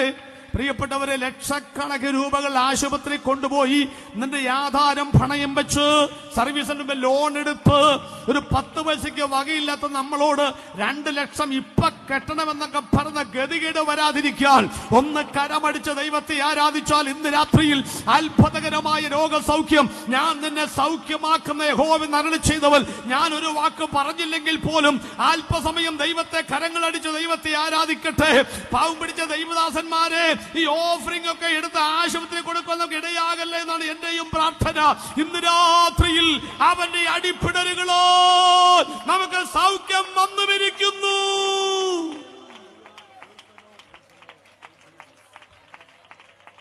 ഹല്ലേലൂയ. ഒത്തിരി കാര്യം പറയാനുണ്ട്. താഴെ സമുദ്രത്തിലെ വെള്ളം ചീത്തയാകും. ഇനി ഞാൻ വായിപ്പിക്കുന്നില്ല. 4-ാമത്തെ വെള്ളം ചീത്തയാകും. ഈ നദിയിലെ വെള്ളമെല്ലാം അവിടെ ചെന്നല്ലയോ വീഴുന്നത്? നദികൾ ഇപ്പം മലിനമല്ലേ? സുന്ദരമായ നദികൾ എവിടാ ഉള്ളത്? ഒന്നുമില്ല, എല്ലാം വിഷലിപ്തമാണ്. പണ്ടത്തെ പാട്ട് ഓർമ്മയില്ലേ? പെരിയാറേ പർവ്വത നിരയുടെ, അത് പണ്ട്. ഇപ്പം പനിനീരാണോ അതിലൂടെ പോകുന്നേ? ചെന്ന് നോക്ക, പനിനീരാണോന്നറിയാൻ. സ്വത്രം. കാലം മാറി, തെറ്റി വരുന്ന മഴയും പുഴയും, കാലഘട്ടങ്ങൾ അതിന് കടക്കുകയാണ്. കടലിലെ വെള്ളം ചീത്തയാകും. ഇവിടുത്തെ കുടിവെള്ളത്തിന്റെ ക്ഷാമം മുട്ടുന്നു. എന്തെല്ലാം സംഭവങ്ങൾ നടക്കുന്നു. ഞാനത് പറഞ്ഞങ്ങ് അവസാനിപ്പിക്കുകയാണ്. കണ്ടവാൻ എനിക്ക് ഒത്തിരി പറയാൻ പറ്റും. ആ പുസ്തകം കൊടുത്തിട്ട് എനിക്ക് പുസ്തകം കൊടുക്കാനില്ല, അതുകൊണ്ടാണ് ഞാൻ പറയാതിരുന്നത്. ഈ പുസ്തകമാണ് ഞാൻ എഴുതിയത്. പുനരാഗമനം മുതൽ പുതിയൊരു 5 കോപ്പി വെച്ചിട്ടുണ്ട്. 3-ാമത്തെ എഡിഷൻ തീർന്നു. അതുകൊണ്ട് 450 രൂപ വിലയുള്ള പുസ്തകമാണ്. ദൈവദാസന്മാർക്ക് ഈ പുസ്തകം കിട്ടിയാൽ 150 ബൈബിൾ ക്ലാസുകൾ 3 കൊല്ലം സമയം പഠിപ്പിക്കാം. 3-ാമത്തെ എഡിഷൻ തീർന്നു. 4-ാമത്തെ ഇപ്പൊ പ്രിന്റ് ചെയ്തുകൊണ്ടിരിക്കുന്നു. അത് വന്നാൽ തരാം. 5 ഉള്ളൂ, അവിടെ വെച്ചിട്ടുണ്ട്. ഞാൻ പറഞ്ഞു വരുന്നത്, എനിക്ക് മണിക്കൂർ പറയാൻ പറ്റും, പക്ഷെ ഞാനിവിടെ നിർത്താൻ പോവുകയാണ്. 20ഉം 21ഉം വാക്യം വായിക്ക്. വെളിപ്പാട് പുസ്തകം 16, 20, 21 വായിച്ച് നിർത്തും. വായിച്ച്. സകല ദ്വീപും ഓടിപ്പോയി മലകൾ കാണാനില്ലാതായി, കാലത്തോളം ഘനമുള്ള കല്ലായി, വലിയ ഞാൻ അതും കൂടെ പറഞ്ഞു നിർത്താം. സാമച്ചങ്ങോട്ട് വാ. ഇഹത്തിലെ ദുരിതങ്ങൾ തീരാറായി. ഇതൊരു പാട്ടില്ലയോ? പാട്ടില്ലേ? അങ്ങോട്ട് വാ. നമുക്ക് ആ പാട്ടൊക്കെ പാടി ആരാധിച്ചിട്ട് വേണം പോവാനായിട്ട് കേട്ടോ. ഇഹത്തിലെ ദുരിതങ്ങൾ. ഇവിടുന്ന് പോകാൻ താല്പര്യമുണ്ടോ? ആരും മിണ്ടുന്നില്ലേ? എന്റെ ഭാഷ ഒന്ന് പച്ച പിടിച്ചു വരിക. 2 നിലയ്ക്ക് തറക്കല്ലിട്ടിരിക്കുക. മൂത്തവള് BSc നഴ്സിംഗ്. അവള് കുവൈറ്റിൽ പോയിട്ട് വേണം ഒരു മാതിരിയെങ്കിലും ജീവിക്കാൻ, ഒരു മാരുതിയെങ്കിലും മേടിക്കാൻ. എന്നാലും പാഷ ചങ്കിക്കുത്തുന്ന വർത്താനം പറയാതെ അല്ലേ? നടക്കേണ്ടതൊക്കെ നടന്നോട്ടെ. ഇന്ന് വരും എന്ന് കരുതി ഒരുങ്ങിയിരിക്കുക. 50 കൊല്ലത്തേക്കുള്ള പദ്ധതികൾ തയ്യാറാക്കുക. ഇതാണ് ദൈവമക്കൾ ചെയ്യേണ്ടത്. ഞാൻ പറഞ്ഞ അവസാനിപ്പി. അതുകൊണ്ട് സകല മലകൾ കാണാനില്ലാതെയാകൂ. പണ്ട് നമുക്ക് മലയുണ്ട്, ഇന്ന് കാണുന്ന മല നാളെ കാണാനില്ല. അത് ഗൾഫിലായിരുന്നു പണ്ട്, മണൽക്കാറ്റടിച്ച്. ഇപ്പൊ അങ്ങനെയാണോ? അവിടെ JCB വരുന്നു, തോണ്ടിയെടുക്കുന്നു, മല കാണാനില്ല. 35% താഴെയുള്ള നെൽപ്പാടങ്ങൾ മാത്രമേ മണ്ണിട്ട് നികത്താവൂ എന്ന കേരളത്തിൽ ജിയോളജി വകുപ്പിന്റെ ഉത്തരവ് അവിടെ പൂട്ടിക്കെട്ടി കിടക്കുകയാണ്. 100-ൽ കൂടുതൽ ശതമാനം വിളവുള്ള പാടശേഖരങ്ങൾ പോലും ഇവിടെ മണ്ണിട്ട് മൂടിക്കൊണ്ടിരിക്കുകയാണ്. പണ്ട് കാലത്ത് നമ്മൾ ബസ്സിൽ പോകുമ്പോൾ പാടശേഖരങ്ങൾ കാണാം, ഇപ്പൊ കാണാനുണ്ടോ? ഇപ്പൊ ബഹുമന്ദിരങ്ങൾ കാണാം, നല്ല കാറ്റ് കിട്ടാനുണ്ടോ? കിട്ടാനില്ല. ദ്വീപുകൾ കാണാതായി. അങ്ങനെയല്ലേ മോളെ? അതെ, ഇനി അടച്ചോ, സമാധാനാവട്ടെ, രക്ഷപ്പെട്ടു കൊച്ചു. കണ്ടോ, ദ്വീപുകൾ കാണാതായി. ഏതാ ദ്വീപുകൾ? ഈ ആർട്ടിക് അന്റാർട്ടിക് പ്രദേശത്തുള്ള മഞ്ഞുമലകൾ ഉരുകുന്നതിനെ കുറിച്ച് വായിച്ചിട്ടുണ്ടല്ലോ നമ്മള്. ഇവിടെ 7 മടങ്ങ് ചൂട് വർദ്ധിക്കുമ്പോൾ എന്താ 7 മടങ്ങ് ചൂട് വർദ്ധിക്കുന്നത്? അതൊക്കെ പറഞ്ഞു വെക്കാൻ നേരമില്ല. രാജാവ് നിർത്തിയ ബിംബത്തെ നമസ്കരിക്കത്തില്ലെന്ന് പറഞ്ഞപ്പോൾ അന്നത്തെ രാജാക്കന്മാര് പറഞ്ഞു തീച്ചൂള 7 മടങ്ങ്. പാവപ്പെട്ട ഉപദേശിമാര് തലയ്ക്ക് വില പറയാൻ ഇവിടെ ആൾക്കാരുള്ളൂ. 5 വർഷം കൊണ്ട് 538 പേരെ ശിരസർത്ത് വീണ നാടാണ് നമ്മുടെ ഇന്ത്യ. നമ്മുടെ യോഗം മാത്രം 10 മിനിറ്റ് വൈകിയാൽ നിർത്തടാന്ന് പറയാൻ ഇവിടെ ആളുണ്ട്. നമുക്ക് മാത്രം പല തടസ്സങ്ങളുണ്ട്. നിങ്ങൾ ഓർത്തോ, സുവിശേഷത്തിന് ഞങ്ങളല്ല അതിന് പ്രതികാരം ചെയ്യാൻ വരുന്നത്, ദൈവമായ കർത്താവാണ് എഴുന്നേൽക്കുന്നത്. പണ്ടത്തെ രാജാക്കന്മാർക്ക് ദൈവത്തെ ആരാധിക്കാത്തതിന്റെ പേരിൽ 7 മടങ്ങ് തീച്ചൂള വർദ്ധിപ്പിക്കാൻ പറഞ്ഞപ്പോൾ അവർ ആ തീച്ചൂളയിലേക്ക് പോയി. ഓർത്തോളം കാലം കരുതി വെച്ചിട്ടുണ്ട് പലത്. ആ ദൈവം നമ്മളിവിടെ 7 മടങ്ങ് തീച്ചൂള ലോകത്തിൽ മൊത്തം വരുത്തുമെന്ന്. സ്വോത്രം. അങ്ങനെ വരുമ്പോൾ ഇവിടെ ആർട്ടിക് അന്റാർട്ടിക് മഞ്ഞുമലകൾ ഉരുകും. 12000 വർഷം പഴക്കമുള്ള കിളിമഞ്ചാരോ പർവ്വതത്തിന്റെ ശിലകൾ, അത് മുളഭാഗം ഉരുകി ശിലകൾ കാണായി വന്ന് എത്രയോ കൊല്ലം പോകുന്ന വാർത്തയാ ഇല്ലേ? സഖാവ് EP ജയരാജൻ അടക്കമുള്ള പ്രസംഗിച്ചതിന് ഓർക്കുന്നുണ്ട്. പെൻഗിൻ, ഹിമക്കരടികൾ കാണാനുണ്ടോ? മഞ്ഞ് കാലാവസ്ഥ ജീവിക്കുന്ന പക്ഷിമൃഗാദികളെ കാണാനുണ്ടോ? കാഴ്ച ബംഗ്ലാവിൽ ചെല്ലണം. അങ്ങനെ ഇവിടെ ഇതൊക്കെ ഉരുകിയാൽ ഓസോൺ പാളിക്ക് വിള്ളൽ 82-ൽ ഉത്തര ധ്രുവത്തിൽ, 87-ൽ, 89-ൽ ദക്ഷിണ ധ്രുവത്തിൽ 2.5% അന്റാർട്ടിക്കയുടെ മുകൾ ഭാഗത്ത് വിള്ളലുണ്ടായി. അതാണ് ഇങ്ങോട്ട് വരുന്നത് സാധനം. വന്നാൽ ത്വക്ക് ക്യാൻസർ ഉണ്ടാകും, ചൂട് വർദ്ധിക്കും, മഞ്ഞുമല ഉരുകും, സമുദ്രത്തിന്റെ ജലനിരപ്പ് 6.5 അടി ഉയരും. ഞങ്ങൾ താമസിക്കുന്ന കൊച്ചിപ്പട്ടണം സമുദ്രനിരപ്പിൽ നിന്ന് നിലവിൽ 2.5 അടി താഴ്ചയാണ്. 6-ലും 2.5-യും 9 അടി വെള്ളം അവിടെ പൊങ്ങും. മെട്രോപൊളിറ്റൻ സിറ്റിയാ, പക്ഷെ സംഗതി പൊങ്ങും. പ്രിയപ്പെട്ടവർ, ഇതെല്ലാം പറയുമ്പോൾ നിങ്ങൾ മനസ്സിലാക്കണം, ഇതെല്ലാം ഉയർന്നു പൊങ്ങി താഴുമ്പോൾ വെളിപ്പാട് പുസ്തകം മുകളിലേക്ക് നോക്കിയപ്പോ കണ്ട കാഴ്ച എന്നാണെന്നറിയാമോ? ഇളകി മറിയുന്ന ആർത്തിരമ്പുന്ന വിശ്രൻ കാറ്റിൽ വീശിയടിക്കുന്ന മെഡിറ്ററേനിയൻ കടലിലെ ഓളങ്ങളും തിരമാലകളും അല്ല കണ്ടത്. മുകളിൽ നോക്കിയപ്പോൾ ആനന്ദർ ഞാൻ പുതിയ ആകാശവും പുതിയ ഭൂമിയും കണ്ടു. ഇന്ന് രാത്രി ഇതൊക്കെ പ്രസംഗിക്കുമ്പോൾ വിശ്വാസത്തോടെ മുകളിലേക്ക് നോക്കിയാൽ AD 90 കാലഘട്ടം മുതൽ ഭൂമിയിലേക്ക് ഇറങ്ങി വരാൻ വെമ്പി നിൽക്കുന്ന ഒരു പുതിയ ആകാശവും പുതിയ ഭൂമിയുമുണ്ട്. ആ പേര് നിങ്ങൾ കണ്ടോ? സിനിമ പേരല്ലത്. പുതിയ ആകാശവും പുതിയ ഭൂമിയും. അതിന്റെ അർത്ഥം എന്താ? നിങ്ങളൊരു പുതിയ വീട് വെച്ചു, സപ്പോസ് പുതിയ വീട് വെച്ചു, വലുതോ ചെറുതോ ആകട്ടെ. ഞാൻ പഴയ TV അതിനകത്ത് വെക്കുവോ? വെക്കത്തില്ല. പഴയ വക്ക് ചിളങ്ങിയ അലൂമിനിയം കലം വെക്കുവോ? വെക്കത്തില്ല. അതൊക്കെ അടുക്കള വശത്ത് കാണും. വീട് കാണാൻ വരുന്നവരെല്ലാം പുതിയ തരുമെന്നൊരു പ്രതീക്ഷയിലാണ് നമ്മൾ ഇരിക്കുന്നേ. കിട്ടുകയും ചെയ്യും. ഇപ്പോഴത്തെ കിട്ടലൊക്കെ ഒരു പ്രത്യേകതയാ. എന്നിട്ട് ഇന്നാളെ ഒരുത്തൻ ക്ലോക്കിന്റെ കട തുടങ്ങി. ഞാൻ പറഞ്ഞു, വീട് പ്രവേശനം നടത്താൻ പോയതാ ക്ലോക്കിന്റെ കട തുടങ്ങാൻ. എല്ലാം കൊണ്ടുവന്ന് ക്ലോക്കാ കട തുടങ്ങി.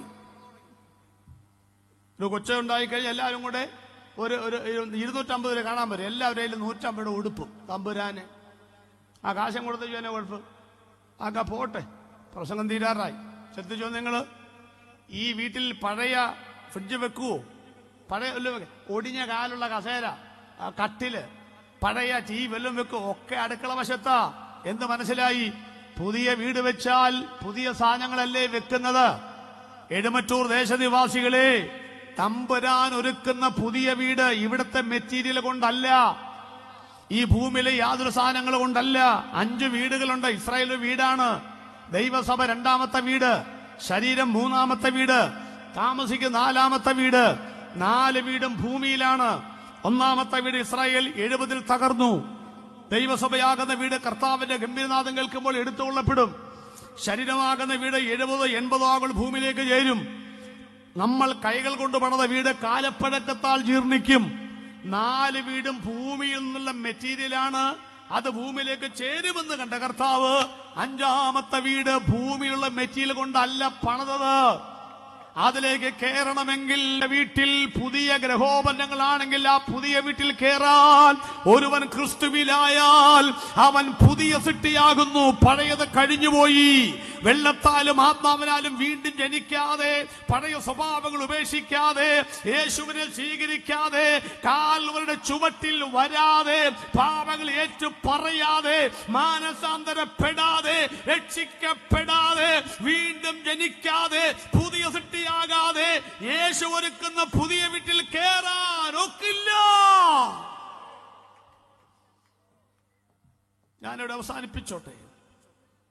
ഇന്ന് രാത്രി ഇളകുന്ന രാജ്യം അല്ല, അടയാളങ്ങൾ.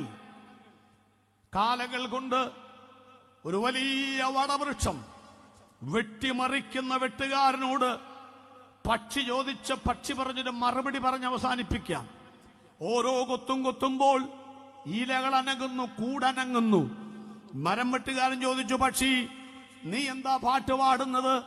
കാലം എത്രയായിട്ടും കാലങ്ങൾ കൊണ്ട് നീ കെട്ടിപ്പൊക്കിയ കൂട് അനങ്ങുന്നില്ലേ? നീ ആശ്രയിച്ച ചില്ലകൾ ഇളകുന്നില്ലേ? ഞാൻ അവസാനത്തെ കൊത്തും കൊത്തട്ടെ. പക്ഷി പറഞ്ഞ മറുപടി കേൾക്കണം. എഴുപറ്റുകാരെ, നിങ്ങൾ കേട്ടിട്ടുണ്ട്. താങ്കൾ ഡ്യൂട്ടി ചെയ്തോളൂ, അവസാനത്തെ കൊത്തും കൊത്തിക്കോളൂ. നൂറ്റാണ്ടുകൾ കൊണ്ട് വളർന്ന് പടർന്ന് പന്തലിച്ചു നിൽക്കുന്ന പടുകൂട്ടം വൃക്ഷത്തിന്റെ ശിഖരങ്ങൾ ഇവിടെ തലതല്ലി വീഴട്ടെ. ഞാൻ കാലങ്ങൾ കൊണ്ട് പടുത്തുയർത്തിയ എന്റെ കൂടെ ഇവിടെ ചിതറിപ്പോകട്ടെ. പക്ഷേ ദൈവം എനിക്ക് 2 ചിറകുകൾ തന്നിട്ടുണ്ട്. ആ 2 ചിറകുകൾ ഉപയോഗിച്ച് അനന്തവികായസിലേക്ക് ഞാൻ പറന്നുയരും. ആകാശം കൊടുമുഴക്കത്തോടെ ഒഴിഞ്ഞു പോകുമ്പോൾ, ഭൂമിയും മൂലപദാർത്ഥങ്ങളും കത്തിയഴിയുമ്പോൾ, സുഹൃത്തെ, താങ്കൾ പണിതിരിക്കുന്ന ഈ വീട് ഇളകി മാറുമ്പോൾ, കിടുകിട കീറുമ്പോൾ, പൊടുപുട പൊട്ടുമ്പോൾ, വിശ്വാസത്തിന്റെയും പ്രത്യാശയുടെയും 2 ചിറകടിച്ച് ഞാൻ ഇന്ന് രാത്രി മരിച്ചാലും എന്റെ യേശുവിനോടൊപ്പം ഞാൻ ഉണ്ടാകുമെന്ന് പറയാൻ കഴിയുന്നവർ കരമടിച്ചും രാത്രി ഈ ദൈവത്തെ ഒന്ന് സ്തുതിക്കട്ടെ. ഇതാ അതിന്റെ വരവിനും അതേ അടയാളം എന്താ?